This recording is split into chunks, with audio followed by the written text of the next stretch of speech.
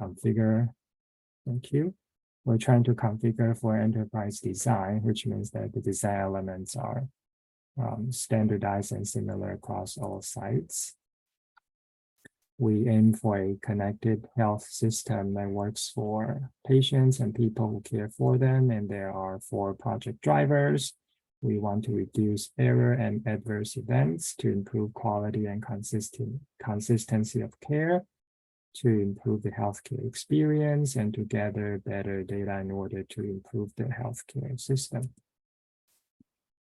The purpose for this session is to provide the subject matter experts the opportunity to validate our workflow, core locations, and any remaining questions applicable to the anesthesia out of OR, and anesthesia system, and to identify any gaps that still need to be addressed.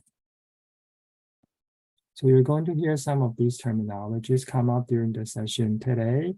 For example, Power Charts is the main application we use for clinical documentation order entry. As anesthesia, that's the application we use for to document anesthesia or sedation record, scheduling appointment book that we use to schedule any appointments. Periodic tracking is our surgical slate, power plans, electronic order set or pre-printed orders. Power form is just an electronic form. DMDI it just monitors the auto-populate vital signs into a patient's chart. And I will hand it over to Tammy. Thank you, Tommy. So I will go over the workflow summary starting from the before the day of the surgery at the pre-procedure phase with the booking clerk. So the booking clerk will receive the booking packages from the provider's office, and then he or she will associate the booking packages to the patient's charts. They will then create a pre-admit encounters and waitlist the patient. Depending on the surgery date, they will then schedule the appointment via the surgery appointment. For any out of OR procedures, it will be scheduled via the surgery and needs out of OR non-surgical appointment type. With the anesthesiologist, they will complete the PAC workflow as per the site. On the day of the surgery, before the procedure, starting with the admitting clerk, the patients will get registered, and the admitting clerk will print the chartlet, which is a mini version of the paper chart containing labels, face sheets, and armband for the patient. For the AA, if applicable, for this stage, they can review the patient's chart, review any lab results or test results, also the allergy status of the patients. If it's applicable, then they can perform line insertions and to document that in the IView sections for any patient activity. For the anesthesiologist, they can also review the patient's chart, complete the anesthesia consult notes, and also place any pre-op power plan.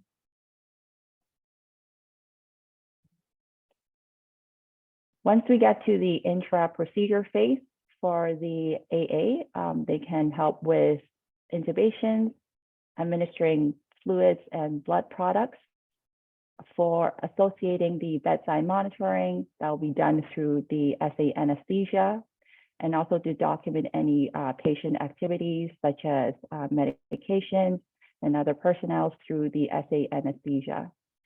Once the case is finished and the documentation record is complete, they can help with finalizing the SA, but this will require a co-signature from the anesthesiologist, and also completing any documentation pertaining any patient care activity through the IView.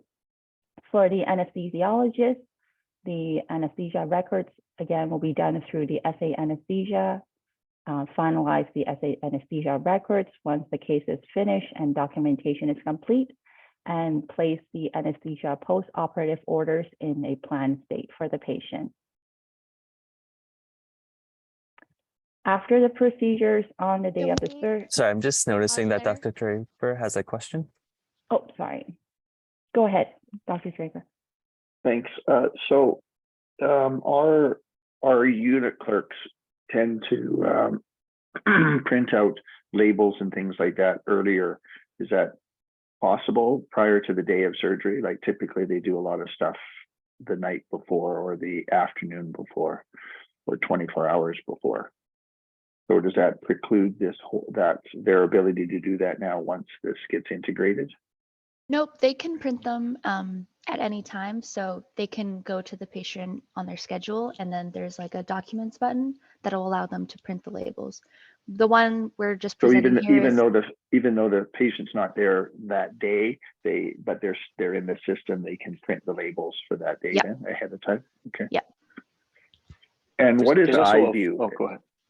Sorry, the only other question, I'll let you finish that, but my other second question is, what is iView, and is that a separate application that has to be accessed in a special way for Cell Saver? Like, what is iView? I'll answer the iView question first. iView is just it's a section of PowerChart that contains flow sheet charting that it's similar to nursing historical flow sheet charting with questions and quick answers that are single. You can choose one of 4 items for a question. Say the question is, did you put a line in? Yes, no, 3 attempts, or whatever it is. You choose the answer and you move on to the next line item. So that's just a terminology used for flow sheet charting in Cerner, in PowerChart. And then labels also get printed at registration the day of procedure. There's an auto print function upon registration, and the unit itself decides how many of each label you want sort of as a default for all patients that get added to the chartlet as the patient flows through the preoperative area. Okay, thanks.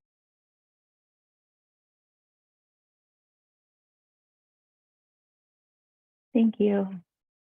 So after the procedure, when the patient is ready to go to the recovery unit, the AA can help with performing the ventilator maintenance, document in iView. So as Michael mentioned, that will be the flow sheet sections in the PAR chart, which I will show in the demo later, and also complete any notes. So for the AA, there is the anesthesiology assistant narrative notes applicable as a documentation for the AA that doesn't require co-signatures from the anesthesiologist. For the anesthesiologist, the patient will be transferred to PACU, does the verbal handover to the PACU nurse if there's any updating to the post-op orders, and also to complete the post-op documentation. So this is the list of the note types for documentation. Again, as I mentioned, there is the narrative note type for the AA that doesn't require co-signatures. Otherwise, all the other ones, if it's completed by the AA, that will be require a co-signature. Any questions before we move on to the demo section? Can you just go back to that last slide so I can just go from top to bottom? Thanks. Yes, for sure.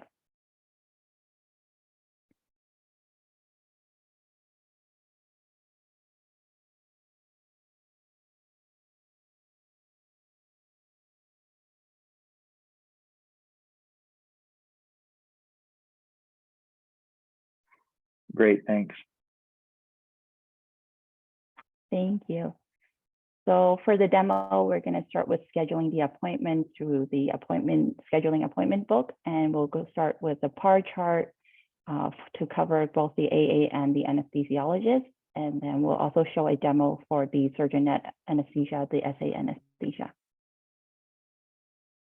Was there, sorry to interrupt, was there a form or a preprint or something like that for people who have difficult airways? So sometimes people come in and we have a clinical issue with the way where we have to intubate them, and we sometimes send letters home with them telling them that in the future they said that their healthcare provider anesthesiologist know that there was some difficulty at Richmond Hospital on such and such a day, blah, blah, blah. Has anyone brought that up at other sites? My knowledge with difficult airway is that you would typically, are you talking about a pre-procedure assessment or like something that happened intra-procedure? It would be intra-procedure. So Yeah. you would have a conversation once the patient was at the time of discharge. Let's say you might want to print out a letter, a pre-populated letter, and you fill in some blanks here and there about where the problems were. There is documentation within the anesthetic record that we've devised to be able to document why an airway was difficult. I believe that also does flow back to power chart, but I don't think it's a printout for the patient to take home at the moment, but it is something that stays on the chart for future records. Anytime somebody looks at a previous anesthetic record, they can see the action that you document that says this was a difficult airway and all the details within. Right, but that unfortunately, because we don't have a universal system in BC, right? We only have a universal system within BCHA, right? So we run into the same problem, I believe, if that's true, and maybe I'm wrong, but if that's true and we have different systems, and the interior has something different than the island in northern or whatever, that we run into the same problem is that we have healthcare clients from Yukon, Whitehorse, those places. We have people, like everybody does, has people from different regions, right? And particularly Richmond, because unfortunately we geographically are in BCHA, and our catchment is actually a lot of Delta patients, but Delta's in a different health authority, right? So the ability to provide information to people with different health authorities is usually not possible. So I usually end up having to give them a letter, a piece of paper, a hard copy. I know that there is. Oh, go ahead, Tommy. Yeah, for letter, there's actually a patient visit summary letter that you can print out for them to take home and give it to their provider next time. And I think when you complete that, you can choose to write something about the difficult airway. There's also a person Is that a level. generic, but is that a generic letter for every specialist or whatever, subspecialist, whatever, that just says so-and-so had this procedure today, needs follow up in 2 weeks with their family doctor, that kind of generic thing, or is it anesthesiology specific? I believe it's generic. But I think there is the opportunity to choose choose the text that appears. Yeah, you can as you write your create note. Yeah. Yeah, you can create auto text or just like your personal auto text just for you, and you can use that for your anesthesia patient summary. Okay, so it now is provider specific, not a generic one that, let's say, I guess I would have thought that like VGH or Lionsgate or somebody like that who's already been on the system for a while, or maybe St. Paul's a different, but they would have come up with this already. That's sort of a generic letter, but you're telling me that I'd have to sort of come up with my own letter that's unique for me then, right? I think we can follow up on that. I'm not too sure whether there's a department specific letter. Maybe there is. Yeah, that's fine. Someone can get back to me on that as long as you understand what my question. Yes. Yeah. We can carry on. Sorry to interrupt. Okay. Thank you. Just about the difficult airway, there's also a person level alert, like a process alert, kind of like a falls risk, violence risk. We have one for difficult airway and intubation. I don't know if those types of alerts flow to, say, Care Connect or Acceleris, but we can look into how visible they are from other health authorities and other EMRs. But within Cerner or at any Cerner site, it will be face up for the patient.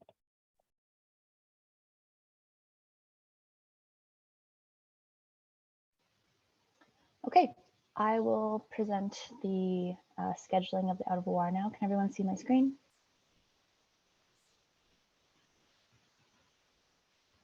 Yep, thank you. Okay, perfect. So what I'm showing here is the scheduling appointment book. So this application is used for scheduling the appointments. You can see at the top here, it says bookshelf. So this is the new RHS perioperative services bookshelf. So this will show all the different areas that surgery booking would complete. And this book right here that I've selected is RHS out of OR book. So this is where your ECT and cardioversions, your out of OR procedures would be booked. So when I go to the appointment tab, then I can complete all the necessary fields to complete the appointment. So The appointment type is the surgery, anesthesia, out of OR / non-surgical. The appointment location is RHS out of OR. I've selected my patient, and if I go in here, I can show you, I'm going to select their specific RHS encounter.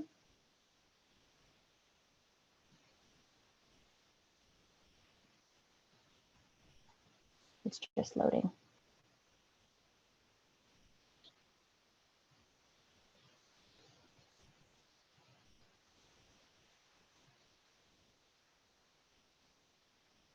Okay. For the primary provider, I'm booking an ECT in this example, so I've put the psychiatrist, I've booked the anesthesiologist, and then those are all the mandatory fields. If they do need a PAC, you could select that, but it's defaulted to no. And then you can also put some private or public surgical comments that would pull on the slate as well. When I've completed all the fields, I'll click move. And the appointment attributes windows appears. If I click star here, I can see the procedures that are available to select. So for example, this is a generic anesthesia out of operating room. If you just need to book the anesthesiologist into an area, but you can go specific. So there's cardioversion, ECT, nerve block, for example. So I'm going to select ECT. And then you can change the time. So I'm going to just do a default of 10 minutes for the procedure, 15 setup, 15 cleanup. Click OK. Now they show up in the WIP, and now I can drag them to the specific areas. So the areas that we've built for you, and we just want to confirm that this is correct. We have the ER that you could be looked into, HAU, ICU, PACU, and the ward. Do all of those make sense? Are we missing any? Is there one that's not applicable? Would ambulatory care and chronic pain, would that be a section that in the future might be available to us? So ambulatory care, from what I understand, is where you do endo-bronch minor, and that would have its own separate location, like book. Like we have a minor procedure book or an endo book. So you wouldn't need to book them as an out of OR. And it is possible in the future that ambulatory care may not be where we are when we do that. It may be in another area like IV therapy or hand clinic or something like that, just a space that's in another area of the hospital. Mm-hmm. How would that, is that whole thing about chronic pain and stuff like that? That's a whole separate, like a separate topic. Oh, pain. Yeah, I think for pain, because that's currently not, it's on hold, correct? Yes, it's on hold at present. Yeah, but Yeah, I'm just thinking about the future. Yeah, we do have sessions for that, so that would be a separate location that we're aware of. So it doesn't. So need in to the show future, up if we need to do it, we just come back to you guys and approach you, and you just integrate it in. Exactly. Yeah. But the rest of these look good. They make sense. Yeah. Perfect. Okay. So I'll just complete the booking. I get a confirmation window, booking them for ECT. And now it turns blue in the PACU slot. And so that will show up on the tracking board. So I'll pass it back to Tammy. So under your drop-down menu for available procedures, when you hit star and in the search box, yeah, there was ECT and then there is electroconvulsive therapy. So those are, it's the same between that. It's the same procedure. The ECT is just a synonym for it. So it's a way for the clerks to, they could pick either or, but it's selecting the same one. Okay, thanks. Mm-hmm.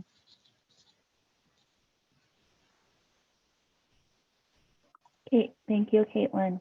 I'm going to start sharing my screen and I'll do the demo for the PAR charts for the AA.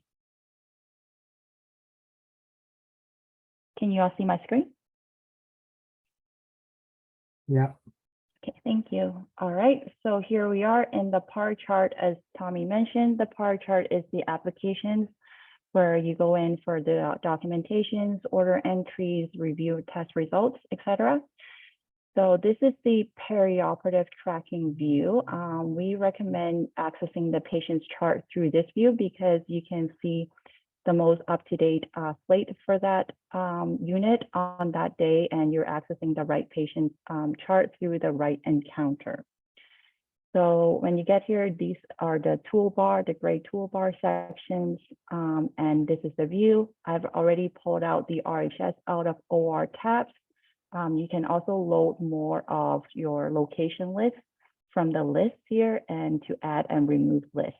And for RHS, there's already been made the RHS surgery tracking group, and you can load different type of tabs to add to your perioperative tracking shell. So as an AA, I've logged in, and then I'm going to go to the RHS out of OR, and I see that on the slate today that there is my patient. This is the patient's bar containing most of the key information, such as the patient type, the start time for the procedures, the scheduled duration, the patient's name. If there's any isolations alert, it will also populate here. The age and sex of the patient. If there's a signed pre-op nurse, it would also show up here. The surgeons, anesthesiologists, the procedures that the patient is booked for. If there's a status, such as the location of the patient, it will show up here. It doesn't show all this, the full screen, so we want to pull to the end to see if there's like scheduling comments, any alerts. So this might be the free text area for communication. Another point, key point would be the refresh button here. So we want to refresh this frequently because PAR chart doesn't automatically refresh. So this will show you the time of how long it's been refreshed. So to access the patient's chart, we want to click onto the blue arrow. And it will open up to here. So this will be the patient's chart, and you can see the blue banner bar, again, containing more information about the patient, such as the allergy status, date of birth, age, gender, the MRN, encounter type, etc. It also shows the location, the current location of the patient, the encounter, and the attending physician. Once you open it up, it will show you the workflow view. And these are all the different tabs of different workflow. You have the anesthesiologist workflow, quick orders, rounding for more communications. These are the different components of the charts. Pain service workflow, patient dashboard. There's a lot. You can add different type of views to your workflow. And then here we can see this is the menu bar, and it contains more of the tabs to access different parts of the patient's chart. If you want to click here, it can hide, and now you have a bigger view. For the AA perspective, let's say we want to review the patient's allergy status. You can hover around the allergies here. If you see a little hand with the pointy fingers, it shows you there's a link, and will link you to a different box for more detail. So here it shows that the patient has penicillin allergies, it's a drug, and this has been reviewed here and updated. Mark as review, and you can go okay.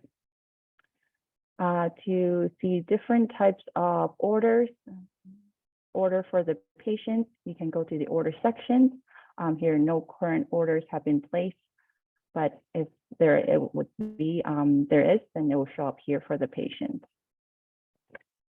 Documentations would be another tab to review any notes documented for this patient.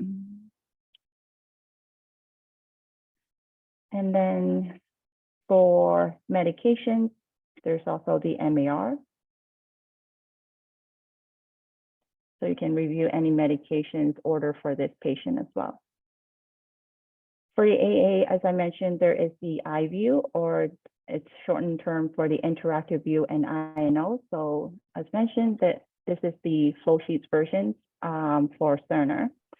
So to document, let's say the AA helps with blood product administration. So you have different tabs to access different type of flow sheets. And we can open up blood product administration. And here, if the AA help with the peripheral IV insertion, you can click on here and document here. To document here for the peripheral IV, there's this little square grid. So this is called the dynamic group for CSD Cerner, and you just want to click and it open up to a cluster of information pertaining to this specific activity. So you can say you inserted a short peripheral IV, in which area, the laterality, the gauge, and then you click OK. There's also different type of lines, so central line, art line, vital signs, transfusion data, cell saver products. This will be where the documentation for cell savers would be documented. Blood products, transfusion, education, and chest tubes. Any questions so far? I also mentioned the SA anesthesia for the anesthesia record. That will be shown in a demo in a little bit, but to access it through the bar chart, you can go to anesthesia record viewer, and it'll take you to the other applications. So if there's a procedure that's done that where let's talk about ECT then. So ECT, I'm going to tell you the reality of how this works. So the AA shows up at 7 o'clock in the morning to get the ECT patients organized before the anesthesiologist shows up at 7:15 or 7:20. So the concept is AA would then open the charts, and then the anesthesiologist would open up their own chart on the same patient, or can the AA just wait to do all their practical things and then just wait for the anesthesiologist to show up and open the chart once to that patient?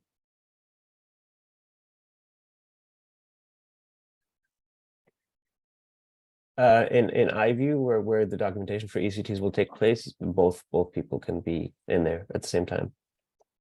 But do they have to be, or can the AA just defer to the anesthesiologist and they just have to document it once or whatever? It just needs to be documented once. Yeah. So in our case, the nurse, the psych nurse probably will put the IV in, for instance. Let's use that as an example of within the ECT. So the nurse goes up at 6:30 and they start getting the IVs put in. So they've opened up the chart and they document the IV, right? Yep. The AA shows up and they put some monitors on, and that's about it. They may drop some drugs, and then the anesthesiologist comes and then they need to access the chart because all the vitals and the drugs and all that stuff have to be entered. So is there a reason at any time that the AA has to actually get into that chart?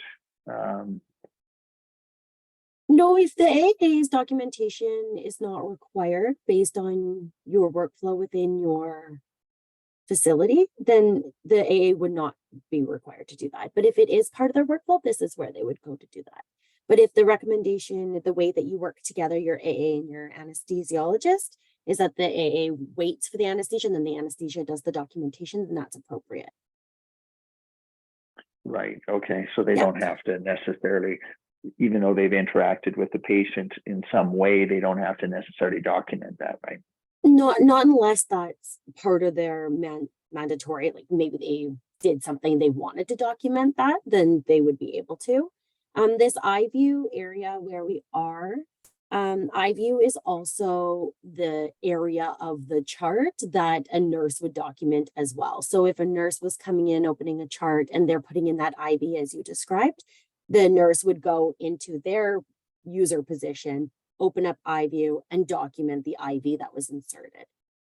So it's multi functional for different.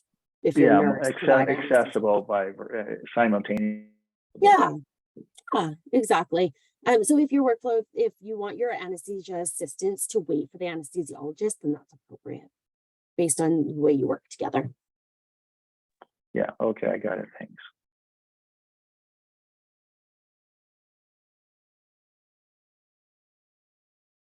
Your workflow will still be the same as current, Dr. Draper.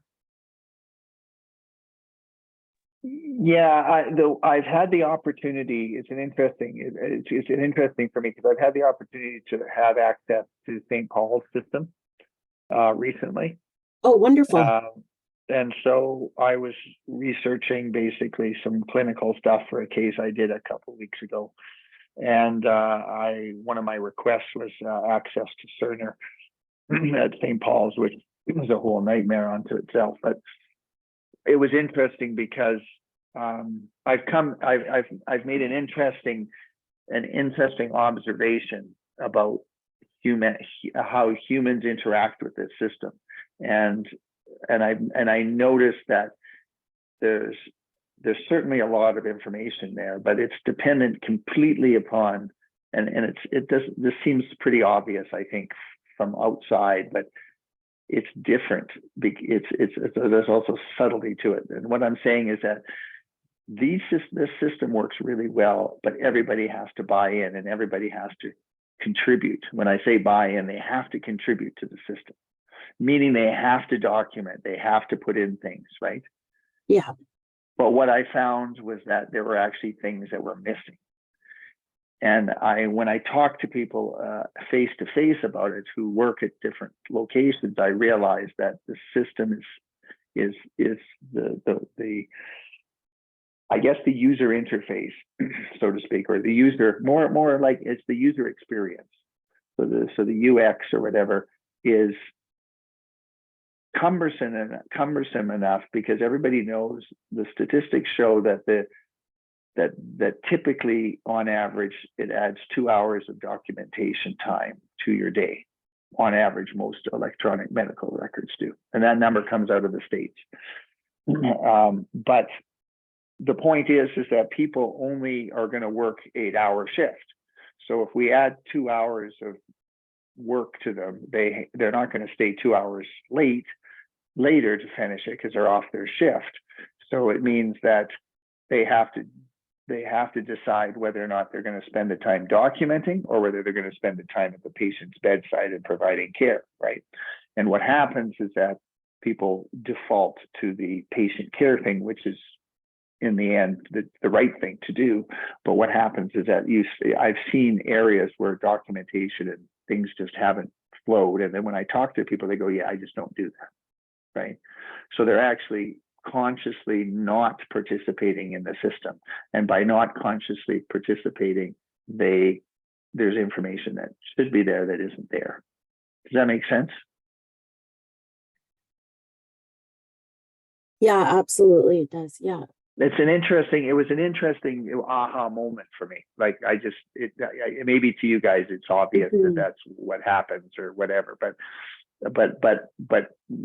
it was interesting to sort of actually see 11 records from St. Paul's Hospital for one particular operation that they were doing there that I was going to be involved with, and comparing and then talking to the people at the front line who actually put this information in and go, well, okay, what about this? Because I noticed these discrepancies, and it was just like, oh, okay, yeah, I know I don't do that, right? And so they cut corners. Naturally, you have to cut corners. You have to cut corners somehow, right? Because you're not going to be able to stay 10 hours for an 8-hour shift, right? So human nature is that we have to get through what we have to get through. So you just cut corners. So you can cut corners by not being at the bedside, or you can cut corners by not documenting, right? And so it's interesting how people default and they stop documenting in a system that requires you to actually participate, right? But people are actually not participating, they're actually withdrawing, right? If that makes sense. So that it just has to do with the user experience, right? That's all it's my only comment. Let's carry it. No, but we agree that the value of the information in the system is 100% dependent on the person putting it in and putting it in accurately. And I think that's like, it's a balance, like you say, between what information is critical to be shared forward and what can potentially be wait or wait till the end of a procedure. For sure.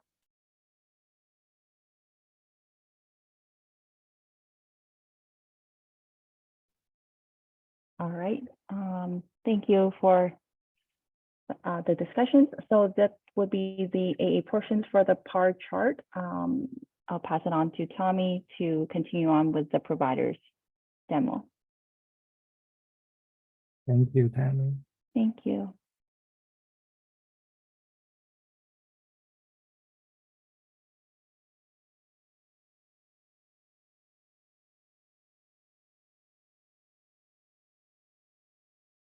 Okay, so again, we're back to our tracking board. So to get to the tracking board in the power chart, you would go to your pair of tracking here, like Tammy show you. And the power chart is available in the launch bar after go live. So because this is a test environment, there are tabs from other sites after go live.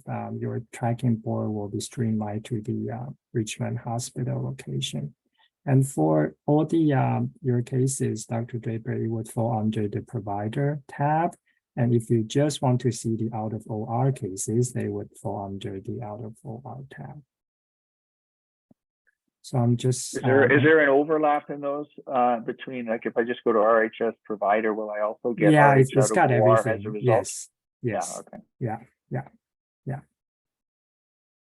So Tammy kind of show what the tracking board looks like. You got your patient name, their scheduled time, their demographic, surgeon name, and anesthesiologist who you are responsible for, different procedure. And if there's any comments from scheduling, it would appear here, and also the unit room number.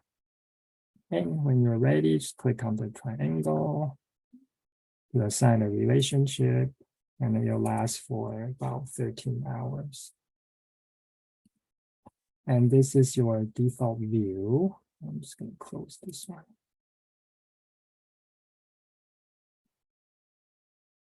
Okay. So you have the same menu bar up here, banner bar, you have the patient name, allergy, their demographic, any code status, location, and the encounter type. And on the left side, you have menus with different functionalities. And under the provider view, you have different workflow tabs. You have the anesthesiologist workflow. There's one for ECT. And then we got some quick orders where most of your orders live. So under the anesthesiologist workflow, you can update your allergy history, home medications. If the patient has gone to a PAC appointment, these should be updated already. Or if it's an elective surgery, nursing would update these during the pre-op intake. And you can also look at their labs, diagnostic. For external labs, you may have to go to Care Connect on the left side over here. And when you're ready to create your procedure note, you can scroll down. And there are a couple hyperlink ones that you can use. For example, there's this post anesthesia note that you can use.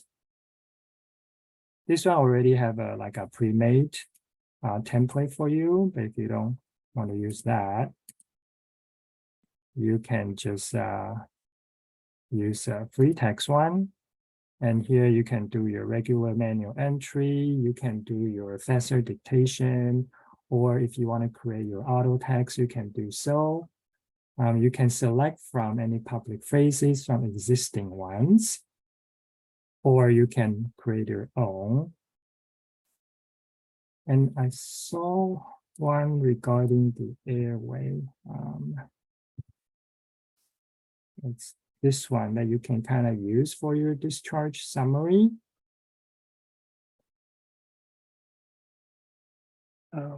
Dr. Draper, how familiar are you with the formatted templated note that Tommy first showed? Or is that something you've seen in use previously at another site since you were at St. Paul's? Yeah, the ones that had the headers. I have seen that, but I also know that you can just all of us can just set up our own individual one as well, right? Just like if you're doing a consult, right? Yeah. And I've seen this airway assessment thing as a printout or as a on the screen for St. Paul. I've seen the same thing. Yeah. Okay. And the headers, look for that information in the system. If there's a relevant appointment, it'll pull in the details for you. If there's relevant medication history, it'll pull that in for the note itself as well. That's without being prompted? Correct. Yeah, it'll look in the system. So if we go back to the first templated note, Tommy, really quickly, sorry. And while you're doing that, I also wanted to mention that I looked up whether or not our anesthetic records distribute to Care Connect, and they do. So any difficult airway documentation should be available to anyone looking in Care Connect at a Cerner anesthetic record. But I can't get the details of the anesthetic per se, though, right? The full record should be available on Care Connect. I can double check today and try and find an example of what shows on Care Connect. Because I've tried to get this at Delta, through Delta, like patients who have had, or at other sites where they have an EMR of some sort, but they don't. Somehow or another, the anesthetic record doesn't populate. You can't access it. You actually have to phone the institution and have them hard copy it to you, essentially, or scan it or whatever. I'll confirm my findings. So all the blood pressures, and all the notes, the drugs and all that sort of stuff that were given intraoperatively, often you don't see.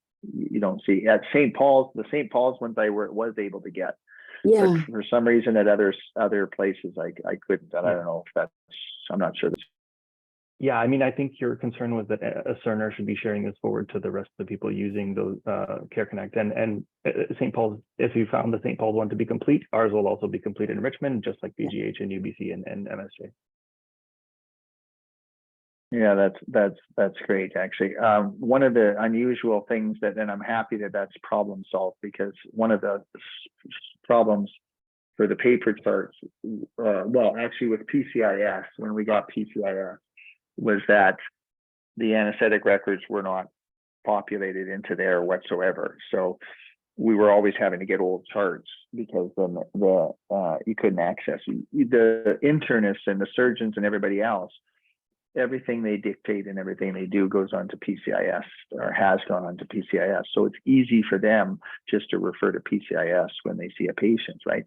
For us, because that information was never carried on to PCIS, we had no access. So I'm happy to see that at least the details of the anesthetic record are going to be present, because we're the only ones that care about it, and we're the only ones that look at it. But it's a useful thing. So I'm happy to see that. Thank you.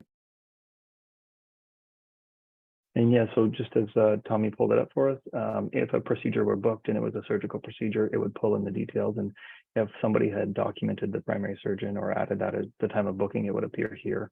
Yeah, and I think it's going to pull other information. So phase 1 criteria met on the right-hand side is a nursing piece of documentation.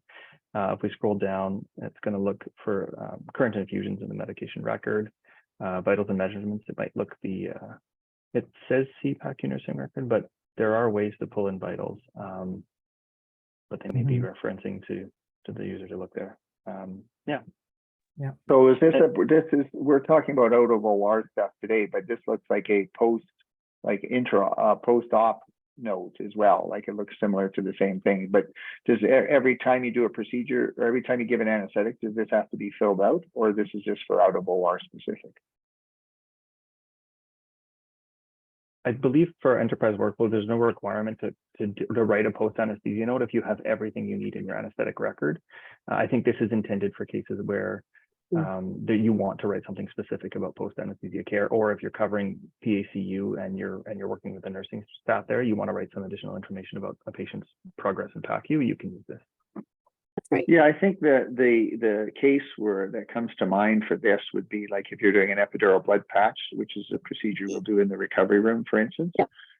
That would be something I would think would go into this, right? Am I along the right lines here? You are accurate 100%. Yes. The blood patches are included in the out of OR workflow. So that's exactly right. The patient will arrive, the same scheduling that Caitlin showed earlier. The patient will arrive to the PACU space, and this is the documentation, and the nurse will continue to do their documentation as required. And then this would be, I could use this as a procedure note, essentially. Yep, that's right. Okay, thanks.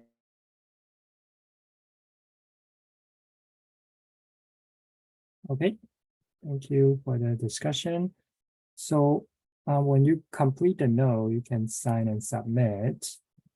And then you can change the note type here as well. And also give it a correct title, like ECT procedure notes. And then once you sign, he will appear in the documentation section. Let's cancel this one.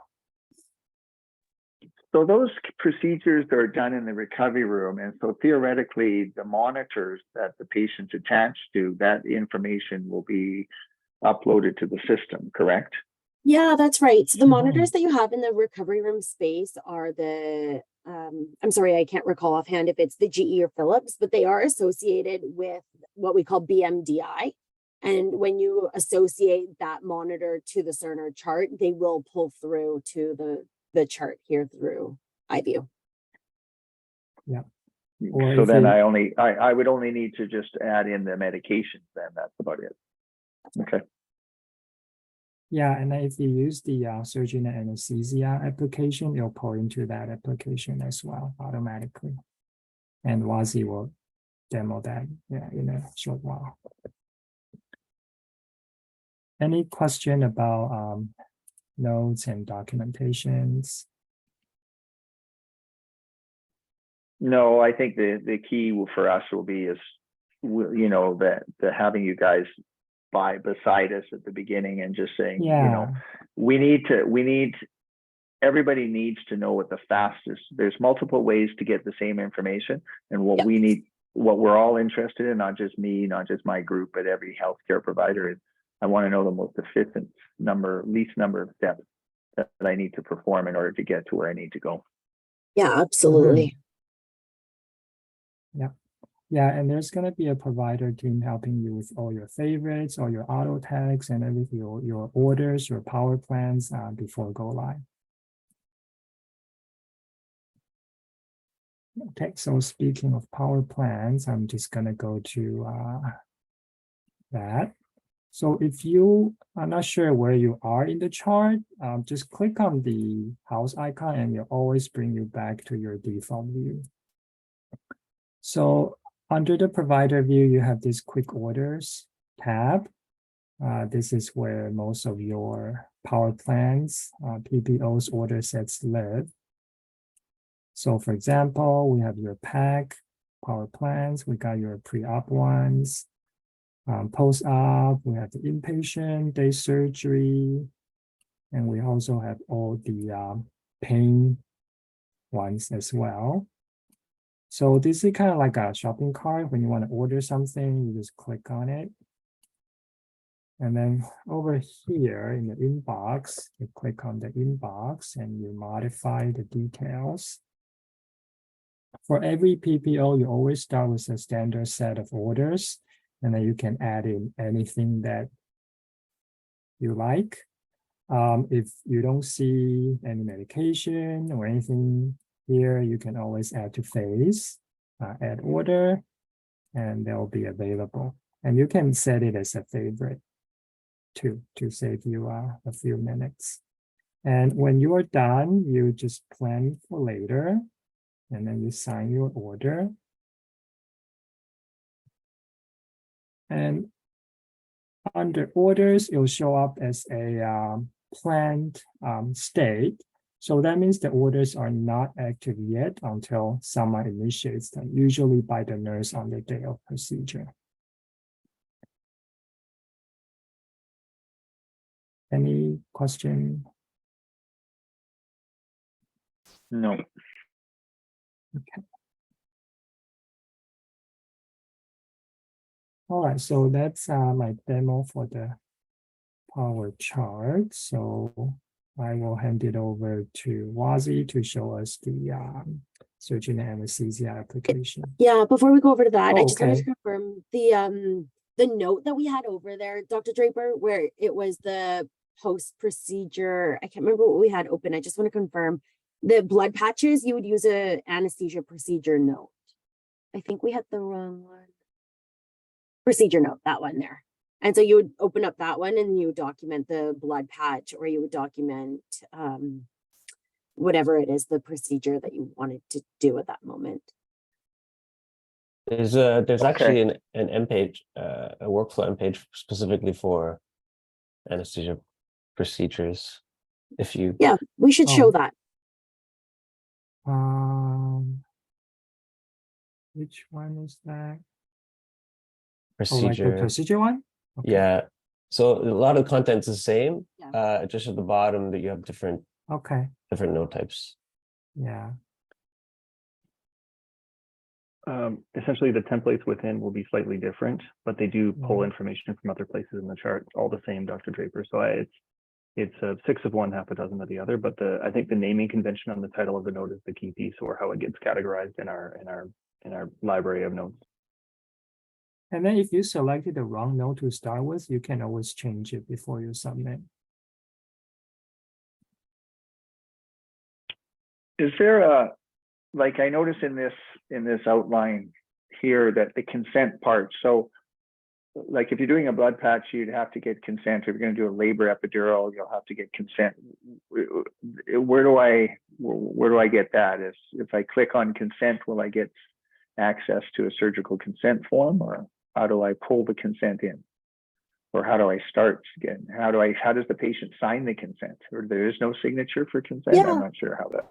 Yeah, so it's consents do require a wet signature. So we would have what we call form fast, and that's an area where we host all of the documents such as consent forms, blood consent, procedure consent, and we would print that off for you.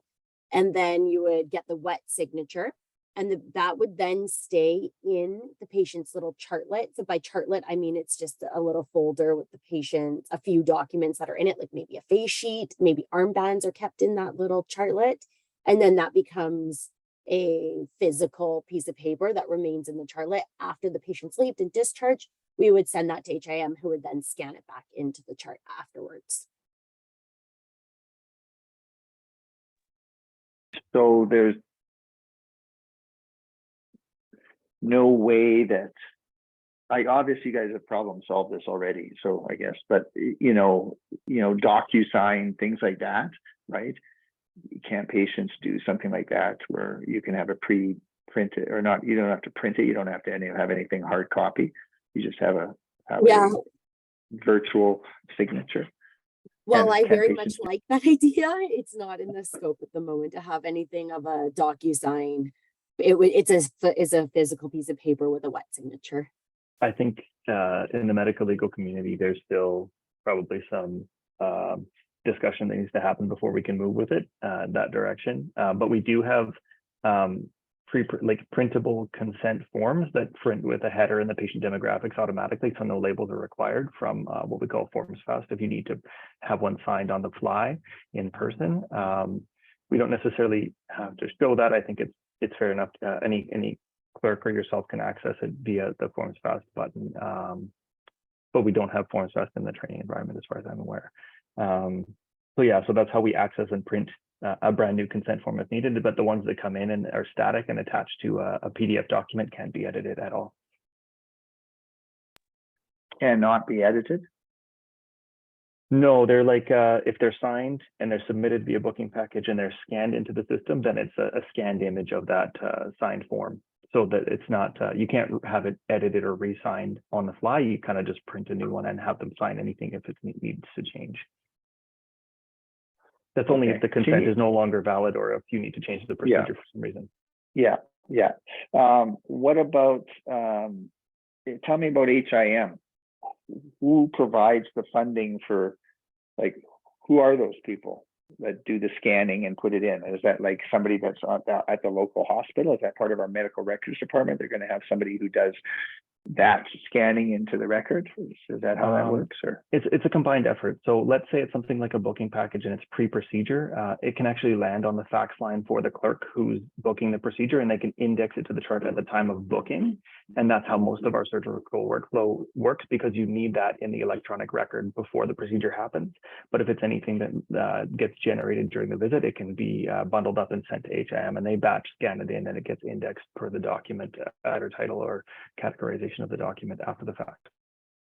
but does the HIM personnel live in my hospital? Oh, I couldn't tell you that.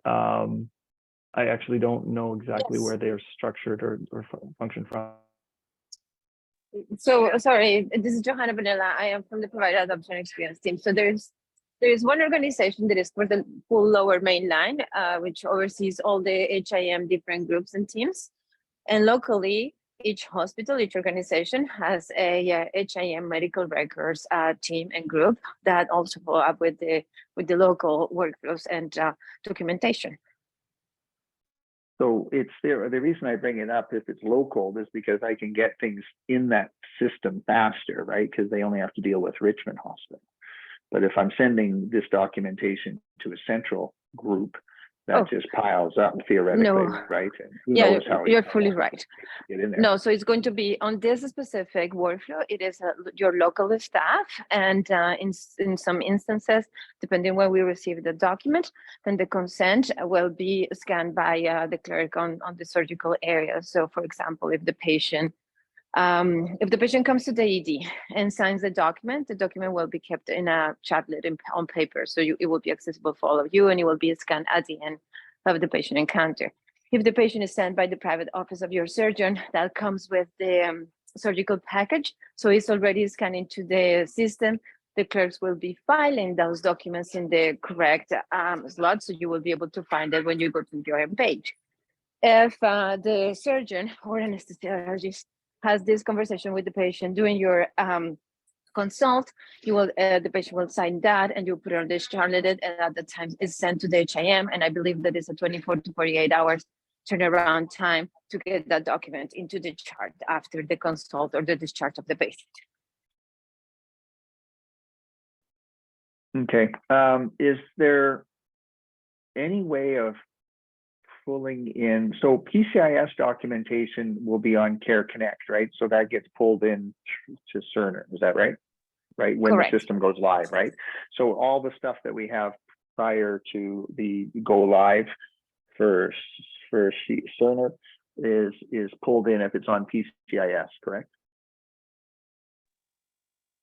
You will always have access to PCIS, so you have two ways to access your information, that or all documentation that it was already sent to Care Connect will be available in Care Connect for you, which is also embedded into the patient chart. So here, when we are seeing the chart, if we go to one of the dark blue tabs, it's Care Connect, and then you have access to all documents just like you have it in Care Connect. So it's patient context. So it sounds like from what you're telling me that the information won't be pulled in per se. You have to actually, it sounds like you recommend that pretty much you do due diligence by looking at Care Connect most of the time for every counter, right? Just so that you have the information, because you might not have some information is automatically pulled into the chart as you go along, right? And other times you have to go to Care Connect, for instance, and get that information and then manually pull it in yourself. Is that correct? There will be a transition time though, no, right? So there's information that is on Care Connect that it was from previous encounters, but for your future surgeries, there will be a time, and we need to talk to the cutover team, right, Michael and team, to know how we're going to make available these documents that came through fax from their surgeon offices for you to be able to see that information. Yeah, I think, Dr. Draper, if you're referring to templated headers in the notes in Cerner. They scour Cerner for that information. They don't scour Care Connect and pull those things in. Anything that is external to Cerner, like Cerner can pull in external lab results, but that's pretty much the limitation of where it stops for pulling in external pieces of documentation that didn't originate from Cerner. So Life Labs results automatically get pulled in? Yeah, Life Labs is in scope, right, Johanna? In the results review tab, there's an external labs tab, Lab Provincial, Yes, I believe it's called. so there's a little caveat regarding the lab results from external. It is that the patient needs to be known on CST and had a consultant physician that has already seen the patient. If your patient had been seen on CST before, of course, they will have those in previous results there. If the labs were ordered by any physician on the Richmond, then if the patient requires to have an encounter, which most of your patients will have a preoperative encounter in order for their surgeries, and so those results will come back to the chart. But previous to Richmond using CST, those results will still be available in Care Connect, but will have not migrated to CST. But can I migrate them in from Care Connect, or when if I see the patient and they have a result that's on Care Connect, can I migrate that into the Cerner system so that in the future that automatically is populated up, or is at least easier available, so I don't have to kind of go on to Care Connect and redo it every time? No. As I said, there will be a time of transition, but very soon you will find yourself with all results already integrated into the CST system. But we don't migrate information from Care Connect.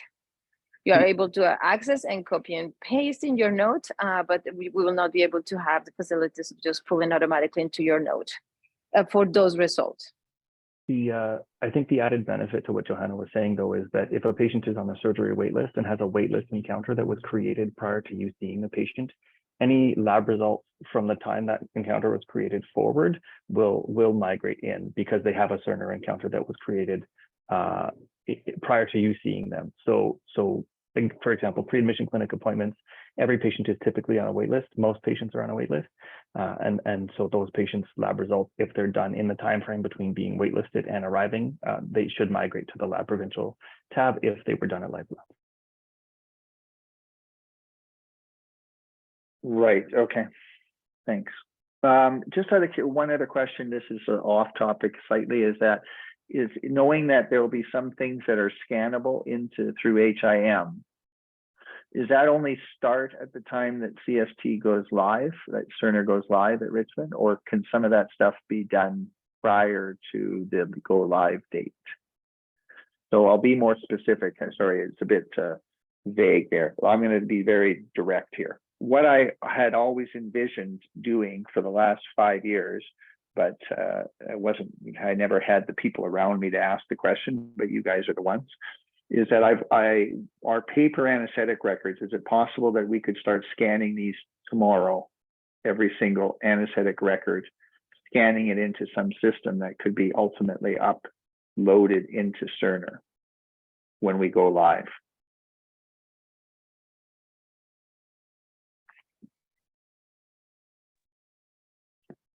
Does that make sense? Yeah, it definitely made sense, but I think to my knowledge, I think it's a silent answer, mostly because it's the undertaking has not been in scope for other sites that have gone live. Any patient who needs a historical chart pulled has been still having hard copies of those old charts pulled that are pre-Cerner, simply because the volume of work would be insurmountable for our team. As I understand it, Johanna, correct me if I'm wrong.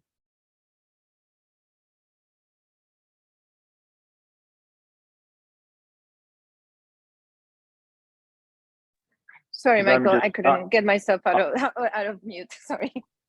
I'm just talking about anesthetic records, right? I'm not talking about entire charts. I'm talking about anesthetic records only.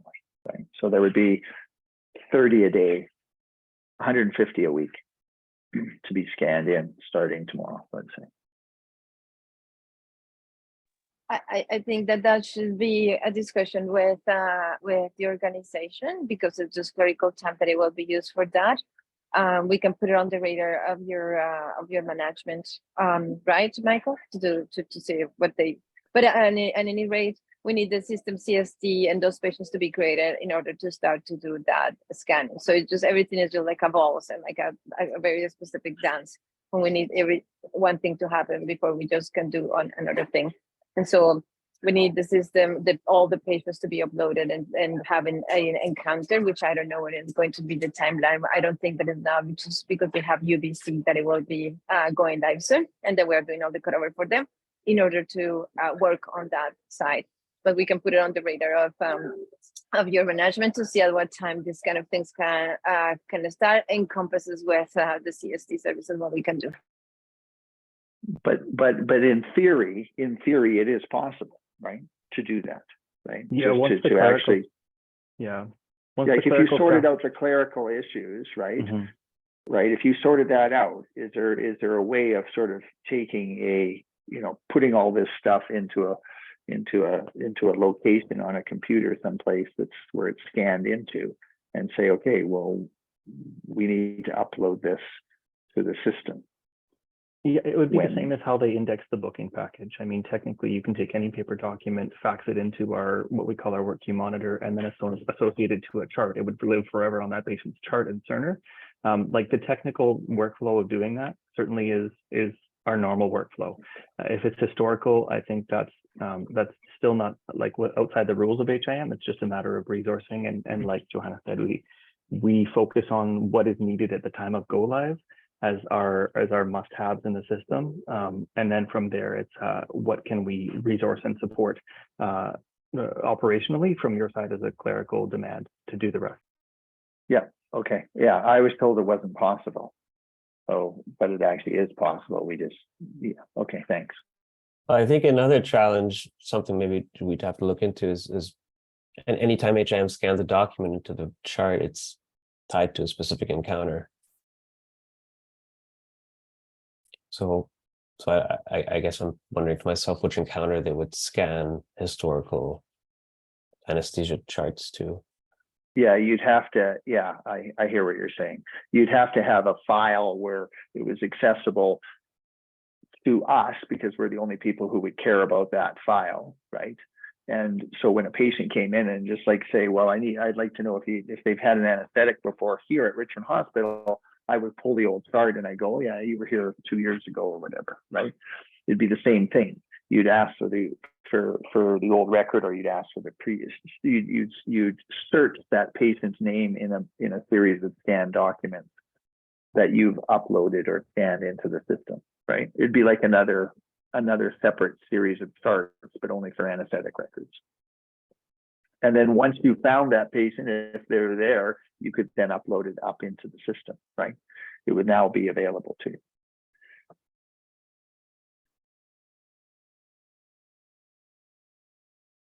But that's a sidetrack. That's fine. Let's carry on. Thank you for the information.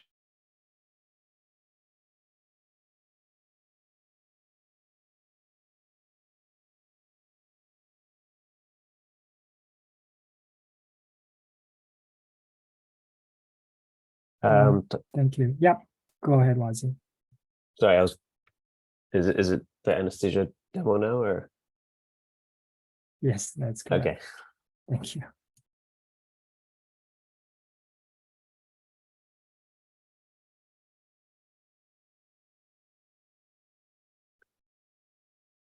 All right. Can you guys see my screen? Yeah. Okay. So I'll give a quick demo of the anesthesia record, or the SA anesthesia module. This is primarily used for procedures that will be done in the main OR.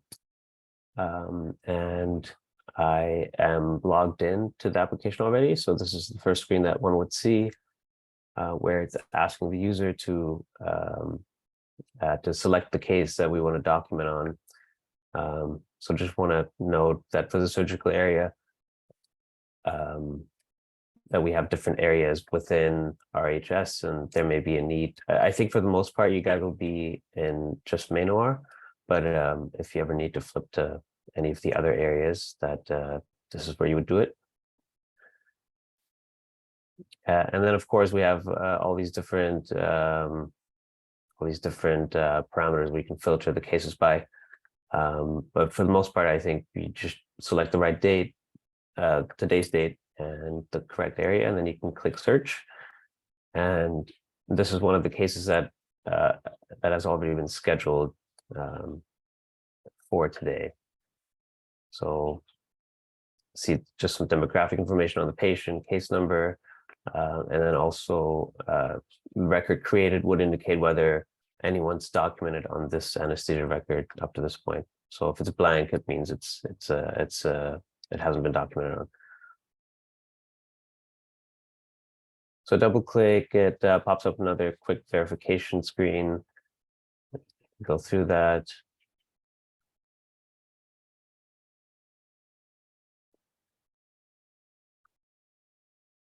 And every chart we go into will have a series of windows that pops up. This one specifically is asking us which device we want to associate to. And of course, once we're live, you would have possibly two. I'm not sure what the architecture is going to be like there, but you would have the devices in the OR room labeled, and those names would be listed here as well. So you would always know which device to choose.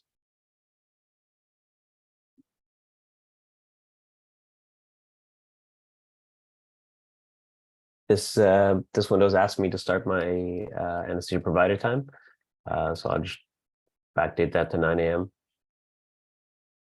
And the system picks up the user that's logging into the record. So so the activity type should usually be anesthesia provider.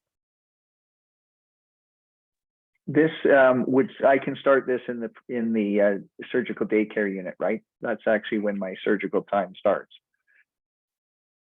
Or my anesthetic time starts, I should say. So and then I can just carry that on and walk to the operating room, and right. So like on paper, I would see the patient in the daycare unit. I would open their chart. I'd introduce myself. I'd pull out an anesthetic record. It would be blank. Let's just say I hadn't seen the patient before, right? So I would then see the patient. My time starts right then, let's say, right, interacting with the patient. So I've opened the chart, just like an electronic chart. I would open the chart, right? And then I would take that chart with me to the operating room, but my time will have already started. So how does that, do I have to close one from the daycare unit and open another one in the operating room? You can open the same record anywhere really, and then you can suspend it, and then you would migrate to the OR, and you'd be able to open it there. I guess my thoughts. Makes sense. So I guess that's what I would do then. Is I would want to, I mean, like I'm just giving you how it works now, right? I have this piece of paper in my hand. I take it from the daycare unit when I've seen the patient, and I take it to the operating room, right? And it's the same piece of paper. So therefore, from an electronic medical record standpoint, I would like to keep that record open. Right. I don't want to have to log off and then restart again. I want to be able to suspend, I guess, and then I can just pull that record back up again on my monitor and then reassign the device to that. Is that how that works? Yeah, you could do that. Is there anything else that you'd be documenting during the preoperative phase? Like give me an example. I mean, I'm going to document the history. I'm going to document my physical exam. Yeah. I'll be documenting my discussions with regards to risk benefits and all that sort of stuff.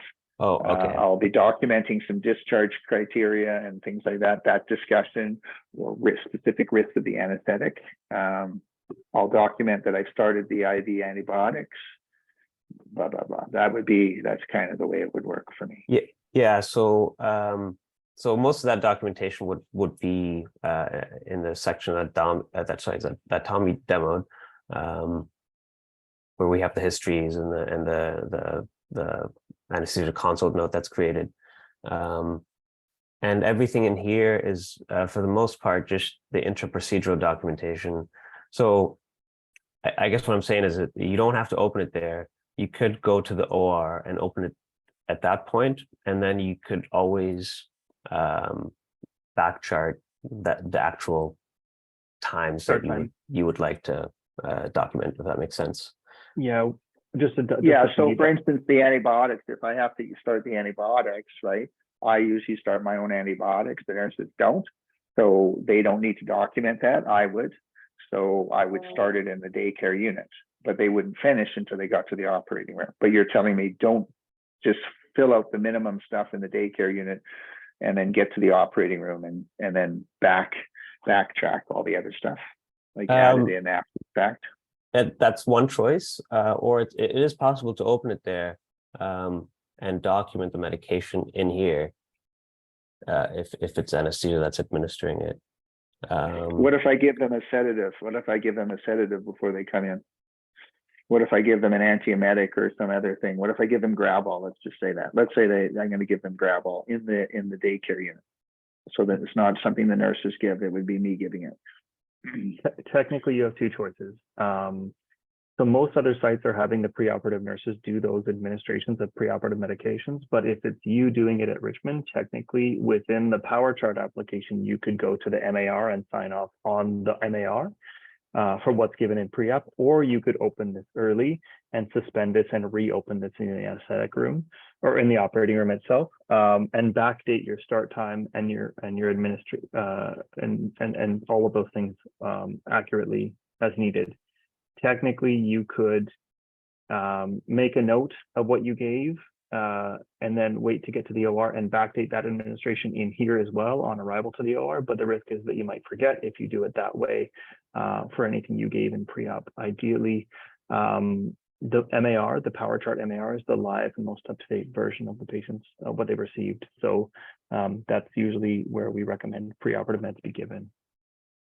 But I don't have to. That sounds like that you've ordered the medication, right? In power chart, you can order it, but there's actually a live medication administration record that's tied to the order in power chart that nurses go to typically to complete when they've given medication. So can I give a medication that's not ordered? As a provider, I believe you can do that as a one-time dose, but it is easier to do that type of administration in the anesthetic record, as far as I know. Right. So it Yes. makes sense. So I agree with you that this issue of backtracking, I don't like the concept because you're right. It forces you to remember, and sometimes you don't remember, or you don't remember as well as you should. And so it seems to make sense to be contemporaneous with it, right? It seems to me like, and I don't know how much extra work that does for me, is that I open the chart there in daycare, I suspend it, I reopen it in the operating room. That makes more sense to me because that's what I would do in the paper hard copy chart, right? I would start the chart there in daycare. I wouldn't, as I'm walking to the operating room, I'm not necessarily looking at the chart. I have it in my hand and I'm walking to the operating room, so not interacting with the chart. I get to the operating room, I put it down. I may open it up again just to refresh my memory about something or write something down or whatever, right, that I might be giving. And then that makes sense from a logistic standpoint to open the chart again on the EMR that's been suspended, because I'll have my whole slate in front of me that day, right? I'll be able to open whatever chart I want to on any of those patients, right? And assumably that will just say that the chart is suspended, and then I just click on it and open it up and assign it to the device in the operating room. Is that right? Yeah, technically speaking, that's possible. But it I sounds think- like everyone back, like, yeah, a lot of people. Okay, I'll have to just kind of work through all that. Right? Yeah, I think it's just I guess a bit of a new practice compared to what other sites have been doing, but it is possible to do that. And I guess you'd have to determine which way makes more sense in the system, whether it's utilize the pre-op nurses documenting on the MAR, which would include an order, or well, you've already said you don't like the backcharting option. So then opening a record in pre-op, I think the only thing we'd have to think about is like how to handle the macros, which is something I'll get into here in a second. So this window that pops up, it would display any active continuous infusions or any medications that already exist on the chart. And those could be pulled into the anesthesia record. If I may just interject here, I mean, your question, it is a great question. And what other sites decide to do and what your site will decide to do. Just to your comment before about who used the chart and how they use the chart and how they document the chart, the best win will be driving an engagement of everybody to just like, okay, we're going to do this documentation, and on the adoption of the system, how we're going to document this. So it's not one doctor that documents in one way and another doctor or another nurse that will document in a different way. It will be important to just drive, these are the standards, and these are the standards of how we are going to document these medications. Just as an example of your past comment earlier today. So if I understand you correctly, you would suggest that we come up with a standardized approach. So we either open them all in the operating room and backdate them, or we do the daycare open up, suspend, and then reopen it up in the operating room system. Is that correct? But whatever way you choose, it has to be universal amongst all anesthesiology providers. Is that correct? I think that having the same way to do things, it will just appropriately document everything, and so everybody knows that if they don't see gravel, it's because gravel was not given. But if they don't see gravel, well, they have to take a look of the doctor notes just in case it was given but it was not placed into the system. So it just kind of drives easier for everybody. Just for you, when you request for the patient chart, where do I find this information? And some people will document it, some people will not document it. To have a one way to do things, it just performs that. It's easier for new learners or for new hires to just get into the system and do the same thing. And the consistency for everybody else to just, where do I find the information, how do I read the information, or how things happen here. So there's not that many differences or that delta. So this all got stimulated by the fact that there's a note there that says, or there's a prompt that says anesthesiology start time. And I'm not sure what the purpose of that is. Is that a medical legal prompt, or what is it? Because certainly my anesthetic time starts earlier than that. So I'm not sure. Yeah, I'm not sure what is that an important thing that I have to fill in, or I don't have to fill that in, or what? So the anesthesia record has, I guess, like an entry for the personnel that were not all of the OR, but the personnel specific for the anesthetic care. So if you have a long case and you have a relief or an assisting, I would imagine that all providers show up here with their start time and end times. The purpose of the start time and end time within SA anesthesia is purely for covering the medications as like the signing provider for what is given during that time frame. The start and end time frame is covered by the name on the left. So if my start time is 9 and I finish time's 11 and I document a bunch of medications, when it writes to the record, it says that I'm the signing physician for those medications. And when I hand over, somebody else has a new start and end time to cover the record. I don't necessarily think this is equivalent to your start time in terms of how you care for the patient when you first interact with the patient from an org perspective or a billing perspective, but we can validate and get back to you about that. Because theoretically, lawyers would look at this record and say this is a continuous time frame, but there'll be gaps. There'll still be inherent gaps into that, right? If I'm talking to the patient beforehand, without even giving any medication, my start time has already started.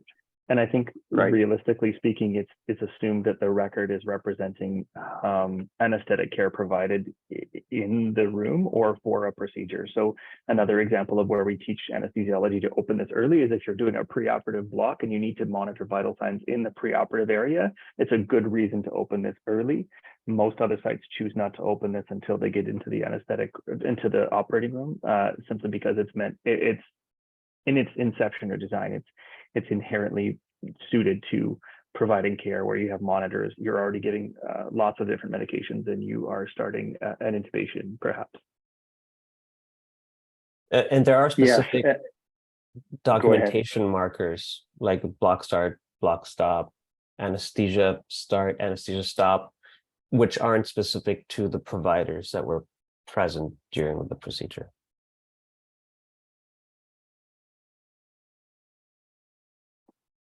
okay. I guess when I look at the records from St. Paul's, they're all done in the operating room, regardless of what's happened, right? Obviously the anesthesiologist saw the patient prior to that time that they came into the operating room. So they start their anesthetic time at the time they log on and put a monitor, let's say the pulse oximeter or the blood pressure cuff on the patient. That's anesthetic start time for a lot of people. But that's not true. The reality is that your anesthetic start time was much earlier because you just finished talking to the patient, but you may not have documented that.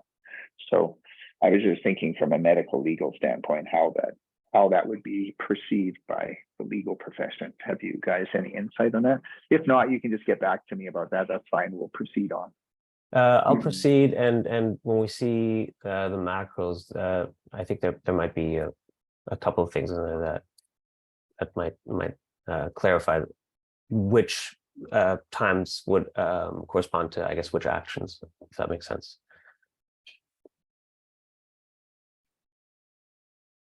So I'll continue on. I won't get into all these buttons. One thing you'll notice is that, for example, to get into medications, there's a couple different ways of doing it in the record, and I don't want to confuse you with the different options.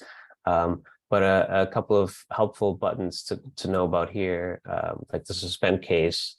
This is what we've mentioned earlier. If you were to start a case, I guess anywhere, and you want to close it down or open it up in a different location or at a different time, you can always suspend a case here, and it'll essentially put it to sleep until you open it again. Is that a useful function when an AA comes to relieve and monitor a patient in intraoperatively while you go do something else, like for whatever? Yes, is that what happens? Is I would suspend my portion of the record. They would have to log on and access that for the time that they are start and end time, and then when I come back, they would log off and I would come back on. Is that how that would work? Yep, that's correct. It's this is actually something where only one user can actively be documenting in a chart, unlike in iView, the question you had earlier. So this only allows one user at a time. So if you're being relieved or if someone's stepping in to do the monitoring, then what you could do is you could add an end time. Actually, if it's did you say it's another anesthesia provider, or is it? No, it would be an anesthesiology assistant. So I'm going to leave the room for 10 minutes, and I'm going to come back, and they're going to monitor the patient during that time. So can I not I don't want to log out because I don't want to log back in. I want to be able to suspend so I can quickly get back to what I was doing when I come back into the room. I agree. Suspend. I actually, in that case, I would not add an end time, because as Michael was saying, there has to be an anesthesia provider documented at all times for the medications, and the anesthesia assistant, when they log into the record, they can add themselves. Anesthesia assistants, they should all show up here, and they could add the time that they enter the room and the time they leave, or you could do that too as a provider. So we have a question. It's Mina and Marco. AAs. So what happens to the monitoring then? If he suspends the case, would we miss out on some of the monitoring then of the patient? In other hospitals, I mean, the provider is the one that keeps the records and all the time. We just, if we add a medication, obviously it's always under supervision of the provider, and we just chart it in the same provider chart. Yeah, to my knowledge, that is the way that this is used. Right. When AAs are covering, the record stays open, and anesthesiology doesn't suspend. And anything documented by the AA is technically under the license of the anesthesiologist, but is Right. intended to be something in collaboration, or if there is a need for collaboration, then that is part of the process. So is that, if an AA like if I look at a record today and I have an AA documenting, it's obvious by the pen color, by the style of writing, whatever variety of different things, that I can tell visually that that's done by a different provider. So how is that documented, or how is that followed in this new system if you don't have that set up that way?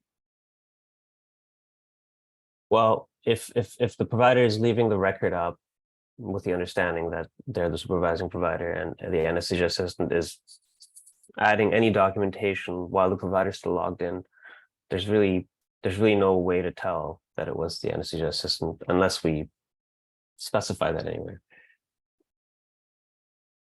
Right. So there's a difference. Yeah. Okay. I understand. Yeah. I mean, there's So- a medical legal difference there, but I get it. Okay. We can proceed.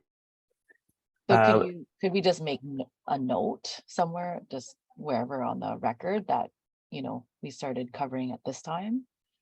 Yeah, Yeah. there's lots of, yeah. Yep. Okay.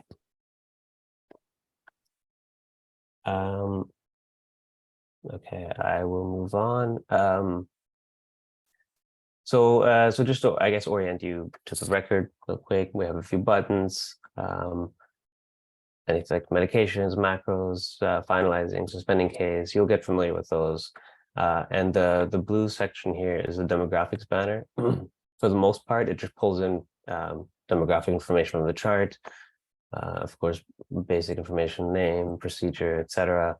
And then things like weights, BMI is something that was requested by previous sites.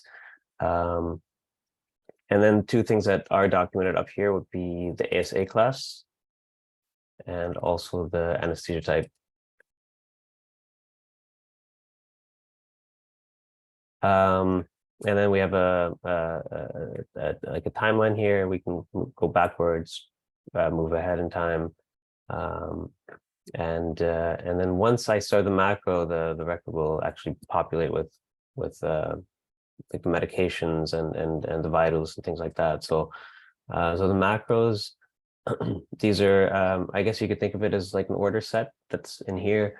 It should have well, you'll have all your different techniques, or for different procedures. How you want to approach this will be up to you, and we'll work with you closer to go live to create these. But we'll have categories, and within each category we'll have the macros. So I'll just use the general ETT for today's demo, and then we'll have anything from actions to medications to monitors within this macro. So the type indicates, of course, the type of item this is. Over here, the execute or to do, if it is set to execute, it'll hit the chart immediately. If it's to do, it'll go into a sort of, well, we call it a to-do list. So these understandings that this is something that will need to be done at some point in the case. And usually it should be in a sort of maybe chronological order. So on this one, we have actions, and the actions are documentation items. So here's the anesthesia start. That's, I think that's this time you would want to use this when you consider the actual, like, what am I trying to say? You know, the actual anesthesia begins, not necessarily when you started seeing the patient. Monitors and machine safety.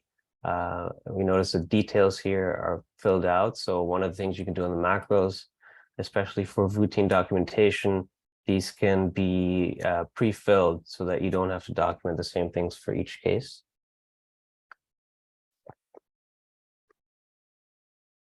And medications, monitors, and of course the monitors, as soon as these hit the chart, they'll start looking for values from the anesthesia machine or the physiological monitor. So, and of course, if we're not associated to any device, then it doesn't find anything. So something to keep in mind with that pre-op workflow that you asked about documenting the medications, we could have a macro that's specific for that phase of care that doesn't include all these monitors, because clearly at that point you won't be associated to any devices. So you could have the medications that you administer, and any actions that you might need to document at that point. So just something to keep in mind. I'll go ahead and execute. Sorry, what does macros means? The macros, here, let me execute this. The macros would be, I guess it'd be a better example of, for like from a live site, but you might have macros for general anesthesia or regional anesthesia or epidurals, and the macros themselves would include all the medications and all the documentation items that you might have to do for that procedure, for that technique. But we had to populate. We had to click on every single item that we do, or is automatically? Yeah, that's a good question. That's something that we'll ask from Richmond, is to identify maybe a handful of key people that will have access to maintain these macros, and we'll have a session and sit down with you to determine how you guys want to design these. And we can leverage macros from already live sites. So what we can do is we can just copy theirs as a starting point. And then once you have one macro, you can copy that and I guess make minimum modifications for maybe a similar technique. But it is something that the site will own. Yeah.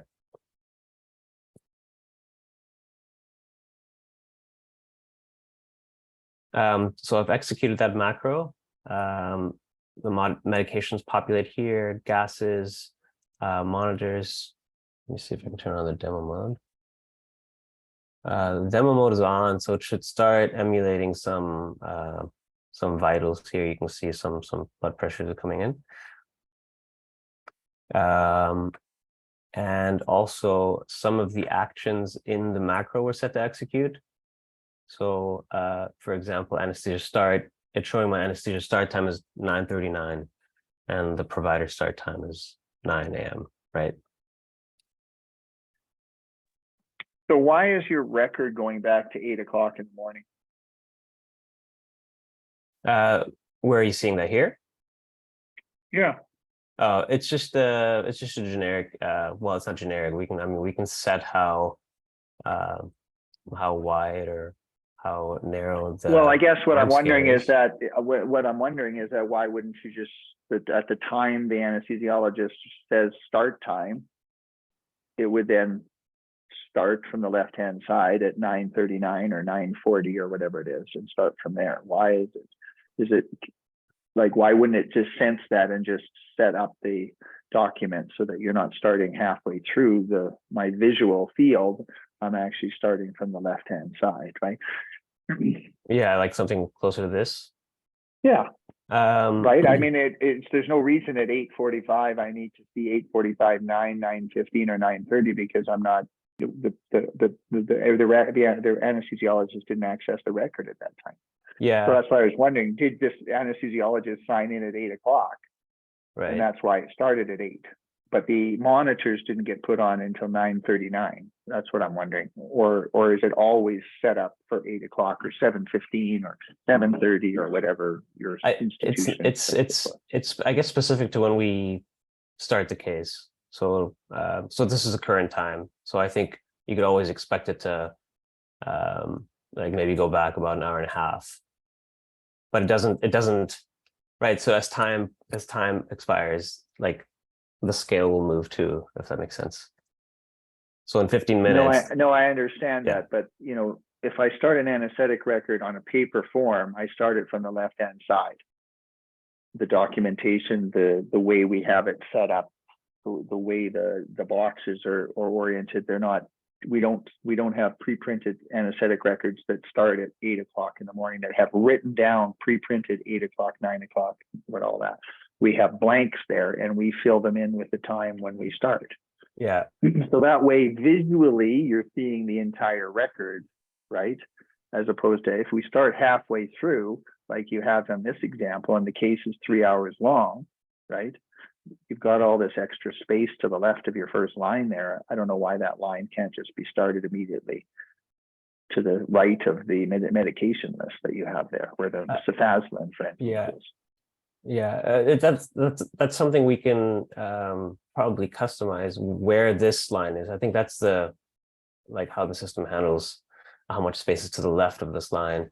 You know, I think like into an hour into the documentation, it'll be busy here. So, and most of your documentation, I guess, is already in the past, right? You're not documenting a lot in the future. So I think maybe that's the idea behind why there's more space to the left. And again, cases that are longer, a couple hours, this leftmost arrow, well, if you click that, it'll actually take you to the beginning of the record, like the first item that we documented. So it doesn't go back to some generic time. So that's a helpful function. Okay, so if I want to document a medication, I can left click once it's executed and it's on the chart. I can left click the medication and go through either a bolus administration or an infusion. So I'll quickly document a couple of each, just cognizant of the time. So cefazolin, if I wanted to give, say, 50 milligrams, hit OK. And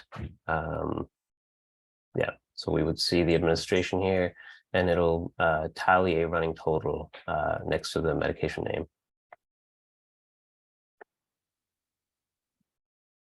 So as an infusion, so if I were giving an infusion, I just select infusion, and you can do it by rate, you can do it by total amount. So you have a couple of different options of how you want to document it. But in order for an infusion to be deemed as charted and completed, it needs to have a start and stop time and a rate. So I'll just back up. Actually, that's okay. And I'll say that we gave 200. And that's a visual of what the infusion will look like. Gases, monitors, they're pulling in. The graph will primarily be for blood pressures, heart rates, and then all the actions will display at the bottom. So the to-do list I mentioned earlier will have any intakes, medications that you are yet to be given, they would display here, and then any actions. So so we'll say I do my handoff now. Oops. I double clicked it, which executed. I actually meant to open it. So you can open an action item by selecting it and hitting the pencil here, and that actually opens it, and you can go through and document it. And at this point, you can say OK, which hasn't executed it yet. It's still in your to-do list, but it's documented. So then whenever you're ready to execute it, you can just double click it, and it shows up at the current time. You asked about the intubation or the difficult airway earlier, and we do have an intubation action. So I can click, if it's on the macro, I can click and drag it and add it to my to-do list. So there it is now. And so this is something that that we created with all the live sites. And I'll go through and document a couple of things. So the red items mean that it's required. And we did add something on the chart that makes it a little bit easier to find this documentation. But again, that's only for cases that were documented in CST.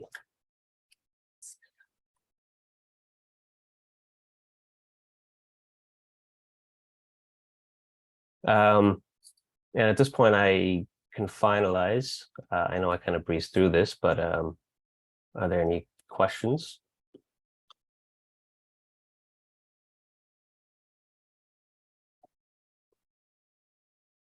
No. Okay. Is it a pharmacy? Is it a pharmacy regulation that the midazolam, for instance, is 2 milligrams per 2 mils? We do actually leverage the anesthesia formulary. Is that? Well, yeah. I mean, from a visual standpoint, and I caught this when I was reviewing the St. Paul stuff, is that you know, you had to sit there and recalculate how much, you know, which is at the same concentration as I used to that stuff, right? You know, like the preservative-free, you know, 250 mics or whatever. Well, initially when you look at that, it goes, oh, what's possible? Maybe they gave 250 mics. Well, no, it's just a vial of 250 mics, but that doesn't make sense. There's no volume in it, right? I'm just wondering how that all got decided. Normally, I would just say 1 milligram per mil midazolam. So you can choose whatever you want. You can do 5 milligrams in 5 mils, 2 milligrams in 2 mils, 10 milligrams in 10 mils, whatever, right? Whatever throws up there, but it's always the same concentration, which is, from a communication standpoint, really important. You're saying that these are medications that you mix yourself? No, this is the vial that it comes in. It's 2 milligrams per mil. This is the vial, let's say, but I'm only going to give, you know, when you look at it, at the end of the day, it's actually 1 milligram per mil. That's the way we usually, when we're communicating with people, we usually express it as a function of per mil, or as a single unit, not a volume of 2 mils, 5 mils, or 10 mils. Right? Got it. Yeah, like the roxuronium is the same way, 50 milligrams in 5 mils. No, roxuronium's 10 milligrams per mil. That's the way it goes, right? I see. So okay. Or is that a pharmacy-driven thing? It is pharmacy, and why they do that, I don't know unless anyone on my team knows. But you can say you gave 10 milligrams, and the system will calculate the concentration. So Can that's you what also document if you've added any dilution to the item as it comes from pharmacy? I think we're just literally pulling the items from their supply chain catalog, and which is why you see them the way you do, Dr. Cool. Okay, thanks. But if there's ever like a product you have in your hand where you don't find a concentration that is accurate, then that is something we would take up with pharmacy. Okay, I'm going to open the patient's chart before I finalize. Should show you something in there. And that is a nice function to have here, by the way. And okay, so at this point, I'm not going to finish these, so I'll remove the items on my to-do list. I can hit finalize, and it's going to end the times for both users that I documented, and also stop all my monitors, hit OK. And now each record does require a supervisor signature, so which is usually the I guess anesthesia provider. So I'm going to sign this real quick.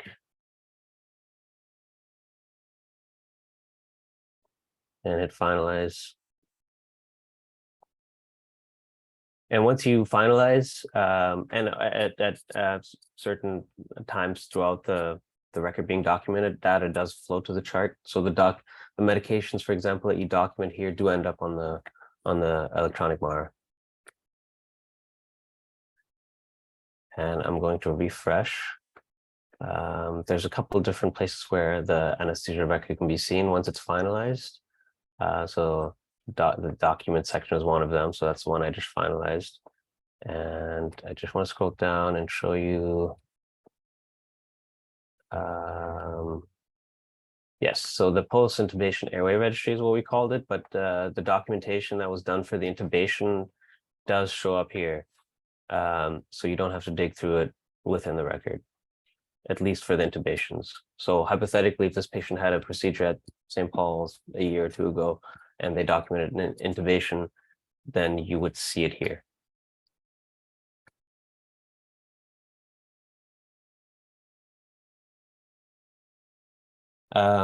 Any questions? How often does my password have to be changed in that system? Is that a different password or for my signature for signing off? It should be your, I mean, your sign on for everything. But I don't know. Does anyone know how long they?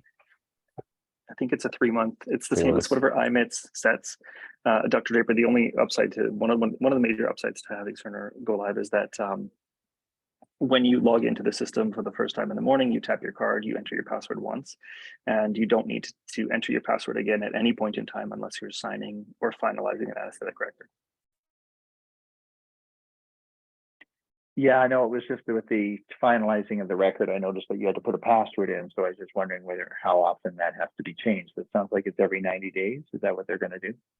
It's the same as your password to log onto the system. They're tied to each other.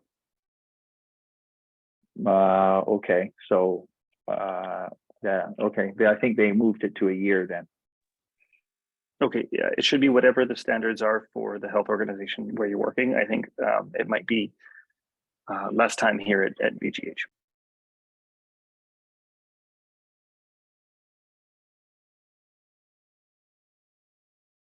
Okay, that's it for the demo. Tommy, I'll pass it back to you.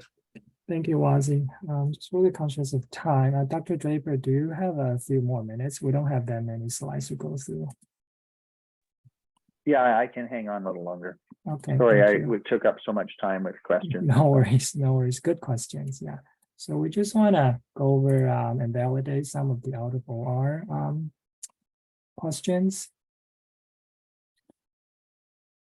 So we understand from Michael's visit yesterday that ECT and cardioversions are scheduled by the PAC booking clerk, and that the ECT requires PAC consult for the first procedure and no consult for subsequent procedures.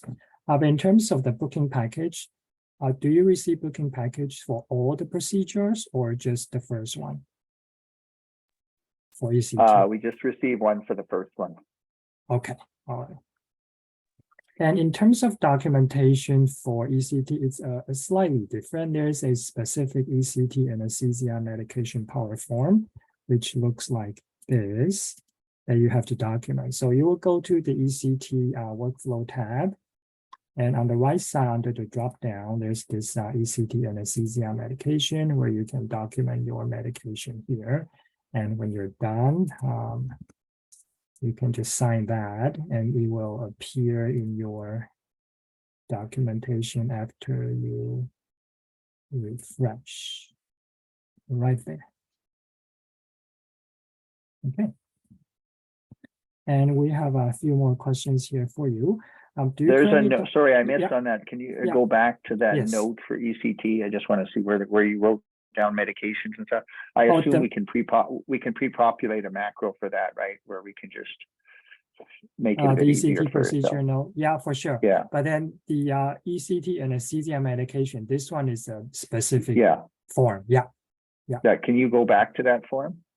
I know you've. I think you sure. signed it off. Yeah, right? that's okay. You have to do. Can you do another one so we can see? Yeah, right. Yeah, that one. Okay. So we can pre-populate the induction agent, the paralytic agent. Mm-hmm. Can we set a macro for that in the future? I don't. I think this is a free text field in this form. It's not. It doesn't function the same way as anesthesia works in the sense that I can't go and ask it to pre-populate fields for me. Yeah, it would be nice if we could have that, or we could have a drop-down menu where we can choose agents? Because most 90% of the time we'll be using the same drugs all the time. I think the iView section might have that, right? But I wouldn't not- want to go back. I wouldn't want to go back and forth to different documents, right? I want to use one document, do it all, and have it. Do I have to get out of this and go into a workflow like an essay form for the anesthesia, like the vital signs and all that? Well, I guess when you're doing your ECT medications, you're administering throughout the period of the procedure, correct? Yeah. So wouldn't I be opening an anesthesia form, like a power chart for that? No, for the ECTs, we have an iView section specifically for the medications that the anesthesiologists provide.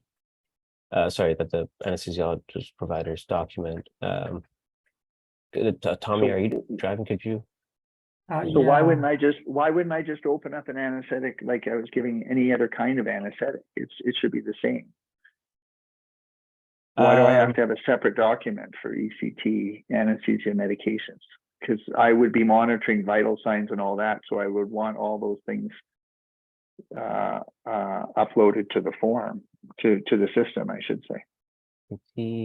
That is a good question. Well, right. I would want to go back. You know that form that we just went over with when you turn on your anesthetic machine and you access the turf and anesthesia start time. That's the form I would use for an ECT. I see. So currently you document an official anesthesia record for ECT. Yeah, I mean, we do that. Okay. Well, actually, that's not true. We actually we write down the vital, or some of us write down the vital signs, some of us don't. But since we're going to be hooked up to the regular monitors, which are slaved into Cerner, all those information parameters like blood pressure, pulse ox, heart rate, all that kind of stuff will be uploaded into the system automatically. So it makes sense that we should just use a regular anesthetic form, or if you're going to have a special ECT form, it's very abbreviated and only has like 2 or 3 boxes, and that's about it. But why do we have a separate form for ECT medications where you have to type in all the stuff freehand, free text? It doesn't make sense. I think it was seen as being less cumbersome than trying to be very accurate with the entry of medications on SA anesthesia and the requirements to open and close and have a supervisor time start finish, and they're short procedures. And so I think on the whole, the design was meant to be more fluid.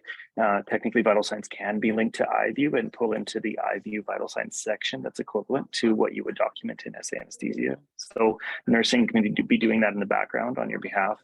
And then I think there's also a requirement perhaps for non-anesthesiology providers to be involved in ECT care and document medications such as psychiatry at some sites. And we couldn't leverage SA anesthesia because their access to the system doesn't allow them to use SA anesthesia. Yeah, I think that's the primary reason why it was designed like this. And there's also okay, that's fine. If that's the case, I won't. It's interesting that they don't document vital signs, but and if we're associated to the monitor, they will still populate here, so that you don't, whether it's the nurse or the anesthesia provider.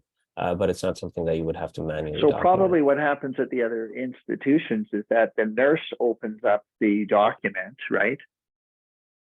Because at the time of the procedure, so all the vital signs flow into there, right? They go to the anesthesiologist opens up their ECT medication document that you just showed me. At the end of the case, just types in what they did, right? And then usually what happens is that the nurse takes over care from there. So they already have the document open, right? So the vitals just carry on. I guess that's how they do it, right? Yep, that sounds right. And can you scroll down? Sorry, Tommy, on the left bar. There should be a specific ECT anesthesia medication. You see that? Okay, those are not the specific medications either. So they're linked to the power form. So if I fill out the power form, it writes the same entries here, and these are all free text. Yeah. But they've decided to keep it free text to try and minimize I think people are using prefixes and short forms. So, you know, propofol or an abbreviated, and then just the dose, and just ad hoc, like a few characters here and there, as opposed to a requirement to have something that is more like discrete. And the ECT-M page will show any of this medication documentation for previous ECTs. It should be under here. Yeah. Yeah. Maybe refresh.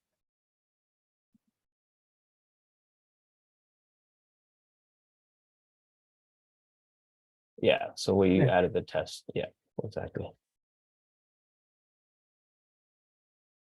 So if we click on test, you'll get the document. It will open up.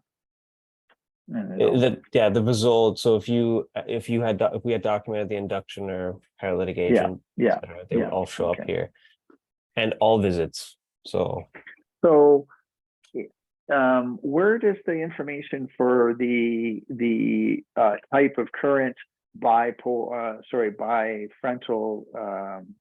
unitemporal, that kind of stuff, the psychiatry portion, the power of the current that's transmitted, the duration of the impulse, and all that kind of stuff, that's on a separate document? Who's documenting that right now for you? Psychiatry. Okay. So they have to document which, you know, how much current they used, where the electrodes were placed, how long the impulse was, how long the visible muscular contraction seizure was, and how long the EEG seizure was. All that stuff. Where does that show up? Because right now it's all on one document for us. So I can look at the last visit. I can tell what currents and stuff were used. I can look below it, the medications that were administered by anesthesia, and a comment section that says good, bad, not satisfactory, or whatever. And then I sign it off at the bottom. That's how it works. Yeah, that kind of stuff. Record? How do I get all that? Yeah, so it would be under the iView. And then there's this band called the ECT band. And but how does that? So the psychiatrist has to open that up themselves on the day of the procedure? Potentially. It could also be a scenario where they open a form, the same way that you could open a form and just fill out the form and not come into here to enter in the fields themselves. But if they open their form, they can fill out the form and sign it. Same way we have a free text anesthesia medication form, there would be a free text for the ECT. It looks like there's more discrete requirements here. So you can see that they're in the stimulus pulse width, there's a milliseconds field. It means that they're expecting a unit. So they have drop downs for some things. Whereas I think anesthesia opted to go the free text route because some sites use different medications than others, and they didn't. It sounds like at the time they decided it was simpler to have a free text option for anesthesia, but these ones are discrete in their requirements. Okay, so was that something that we would discuss? Like, how would we, like, are we being told that this is the way we should do it, or is there some freedom in that? Like, I don't know because I'd have to talk to my group about it, right? Yeah, I'm not sure. I have my own opinion, but it's not. It may not reflect the group, right? And we may, if you guys are suggesting, listen, you know what, just go with the flow on this. It's not a big deal. I think because this isn't used at other sites, it would be a conversation with anesthesia across the use of Cerner to change whether it's discrete or not for what anesthesia puts in their form. So we're happy to take back that recommendation and that request if it's a unified request from the Richmond folks to reevaluate whether these should be discrete or not. But Reliance Gate does it that way, and BGH does everyone else using the system is using the system. Yeah, as you see it. UBC is not quite yet live, but BGH, SPH, Mount St. Joseph's, Lionsgate, they're all using it the same way. Okay. Well, we all know what it's like to try to get things changed in the global experience of healthcare, right? That's an uphill battle that you don't win, right? If you're telling me I have to go to the regional level and go look at Lionsgate, look at BGH, I don't really think we like that. We'd like to do this. And they'll just look at us like they usually do and go, thanks, but no thanks. Well, I mean, that's I think the they're reality, very right? reasonable. It's a reasonable group across the board. We have good participation from the physician leads for I know, anesthesia for I know, VGH I and St. know, I Paul's. And we wouldn't ask you to take it on and have that conversation openly on your own behalf, but we would host a meeting and try and just advocate for best patient care, really. I guess the thing is we can, yeah, that's fine. We'll just leave it at that. It's good to know that we could do it in the future, right? If we wanted to, in that medication box, ECT medication macro or whatever that you have there, you guys could set in the future for drop downs. Is that right? Yeah. You're talking about the medication power form, right? In that ECT medication Yeah. Correct. template that you had, Yeah. where it's free text, right? It's theoretically possible. Yeah, it's theoretically possible to have a drop down box, right? Yes. Where you could Yes, choose absolutely. 4 or 5 different medications, right? From a technical perspective, yes, absolutely. Yeah, and then you'd have to put down a dose and all that kind of stuff. Okay. Yeah. Yeah, I think Okay. technically speaking, we would have to have a field for each medication so that we Yeah. have a space to document dosage. Yeah, you'd have induction agent with which would be a drop down box, and then beside it you'd have dose, and then another box, right? Yeah, that would be Yeah. possible. Okay. But VGH, when they looked at this, was it VGH or Lionsgate? Because Lionsgate was first online. Lionsgate, yeah. They decided to do it that way. Okay. Yeah, it would have been designed during that. Okay. But And I mean, it was all enterprise. Has UBC looked at it? Because they're going to go on whenever they go online they do a lot of ECTs there. So have they looked at it and they said they'd agreed to that? Sorry, which facility? UBC. UBC is also using. UBC. Well, we're not live yet, but yes, that's the plan. Okay. And VGH does a lot too, so they approved it as well. Okay, that's fine. All right. If that's what they want to do, that's what they want to do. It's okay. All right. What else do we need to clarify? Okay. Okay. I think we kind of went over the official record. So go back to those questions. Sorry. So Yeah. let's go back. So what do you currently on an official anesthesia record? No. The answer is Okay. no. We have a separate form for ECT. What type of sedation do you administer? What did you want to know from there? Like reference to the box? Was it like a conscious sedation or? No, by definition, it has to be a general anesthetic. By definition. Oh, Yeah, it's a full I general see. anesthetic. No one can tell you otherwise. Yeah. okay. Even though it's not done in the OR, it's general. Correct. Just like a cardioversion. Cardioversions can be a general anesthetic as well. I see. But certainly ECT is by definition is a general anesthetic. Okay. Okay. So for cardioversion, you require the PET consult for every procedure, including subsequent ones. And so, sorry, say that again. For the PET consult for cardioversion, we understand it's a unique consult for every single procedure. Okay. So I guess that means you receive booking packages for all the procedures as well. Yeah, they usually don't happen that often. Like it's not like ECT where you might do 3 a week of the same patient. Yeah. On cardioversion, you'll do it, then you might be another 6 months to a year before you do it. Okay. And you're saying that the type of sedation is general. And for cardioversion? For cardioversion. For cardioversion? Correct. For cardioversion, you can sedate. It's deep sedation. Okay. And do you it depends. It's a continuum, but what is that important for you guys to know whether it's sedation or does that determine the record that you? I guess that the important thing is whether you document it on an official anesthesia record right now. Yes, so we do an official anesthesia record for cardioversion. I see. Yeah, in that case, I think we'd be leaning towards using SA anesthesia. Yeah, SA, yeah, for sure.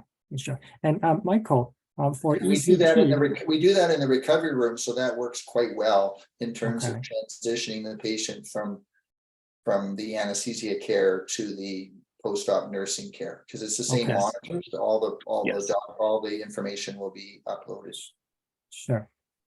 I just have a question, Michael. Because ECT is done under general, do they have It's to not- use SA? Well, no, they're using, Dr. Draper, you said that you're using some other form, some other paper form that's a shared form with psychiatry right now.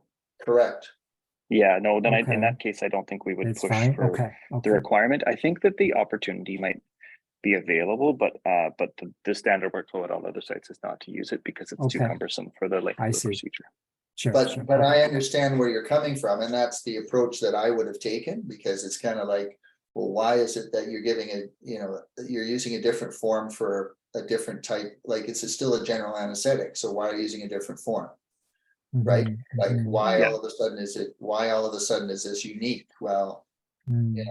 on the other hand, when I document it personally, I do document the vitals. I have a heart rate, SpO2 and a blood pressure and all that. And so, but I'm the only one who does that. I'm an outlier on that. So Okay. I see that other sites don't do that.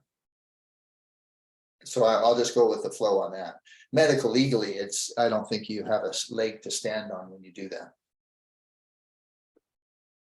But if that's what everyone else has decided, we'll just go with that. Okay. All right. Thank you. And for the rest of the out of OR procedures, epidural in the labor and delivery space, I remember you say it's an official anesthesia record.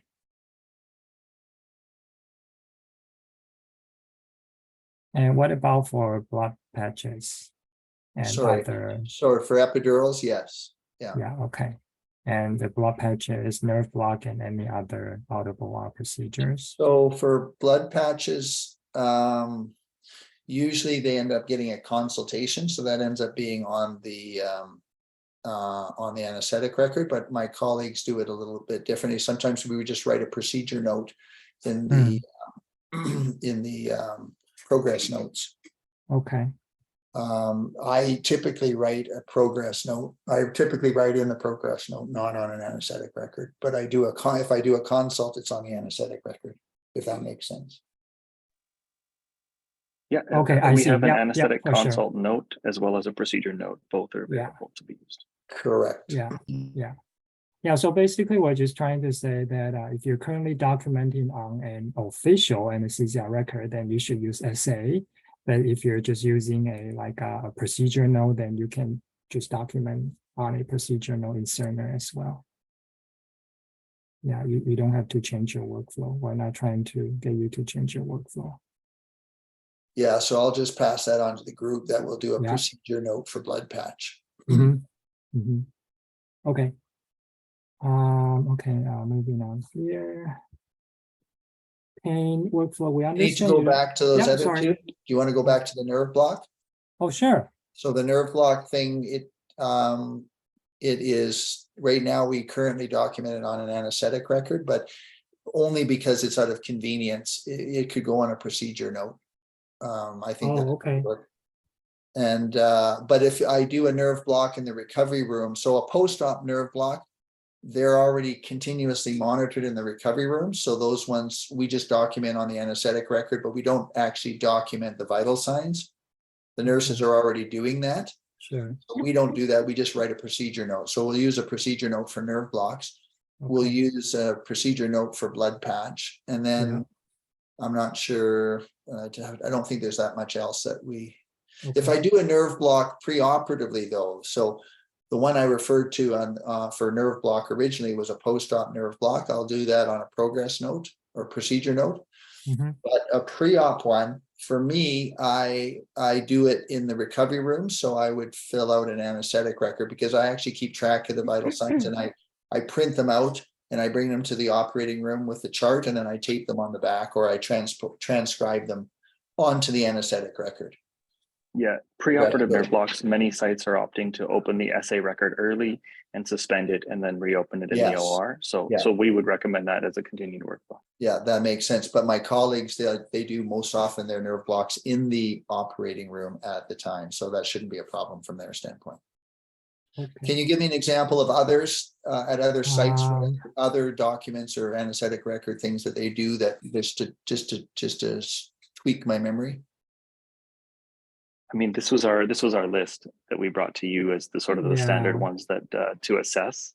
If anything comes up and you want to check with us what other sites are doing, we're happy to investigate. But these are our standard sets of procedures where we would want to understand the types of documentation you're doing. Okay. Okay, thank you. Okay, real quick on the pain workflow. Tommy, Yeah, before we yeah. move on, Sure. I'm not sure we have the answer for this yet. Is there a specific room that the ECT is done, a bay in PCU? This is Nancy, from surgery. It's currently we're doing it in the recovery room. A designated bay? No, it's well, there's a designated group of bays, but that's usually based on nursing decisions and what's going on with the work with the patient flow in the hospital. Sometimes it changes depending on whether we have a temporary bed unit or other patients in that area. We have to move them, so there's nothing specifically assigned. It's decided ad hoc. At the time of the procedure. So when the ECT procedure is happening, so the equipment are all moved to that specific bay, whatever bay that the patient is in, and that intra procedure proceeds, it happens. Yeah, the equipment is specific for the patient. The blood pressure cuff and all that are assigned to the patient. So when the patient comes in, they get changed, they get put into a bay that they'll stay in that bay until they get discharged, and they'll have everything done during that time, both during the procedure and the recovery. They'll stay in the same bay. Does that answer your question? Yep, thank you. But in our new hospital, they may have a dedicated room for this. So I'm not sure how that's, I don't know the details yet. Okay. Thanks. Thanks. Okay, so for the pain workflow, I know there's no dedicated POPs or APS service, but all the pain power plants are available. So you would just have to order these like the NIS PACU inpatient power plan, the pain modality, and there are different kinds of pain modality. For example, we have the PCA, we have epidural, lidocaine, and ketamine. You would also have to place a multi-modal pain management power plan. And this last one is for patient when they no longer require pain service. There's enough coverage before the surgical team can take over with their own pain management orders. And all these pain orders are available in your quick orders page. Right here. Any questions on that? In our institution, as soon as the information, or as soon as the our pain service, or whatever you want to call it, signs off, it immediately goes over to this pre-printed or pre-written post-op surgical orders. There's no sort of transition thing. It just goes Correct. over.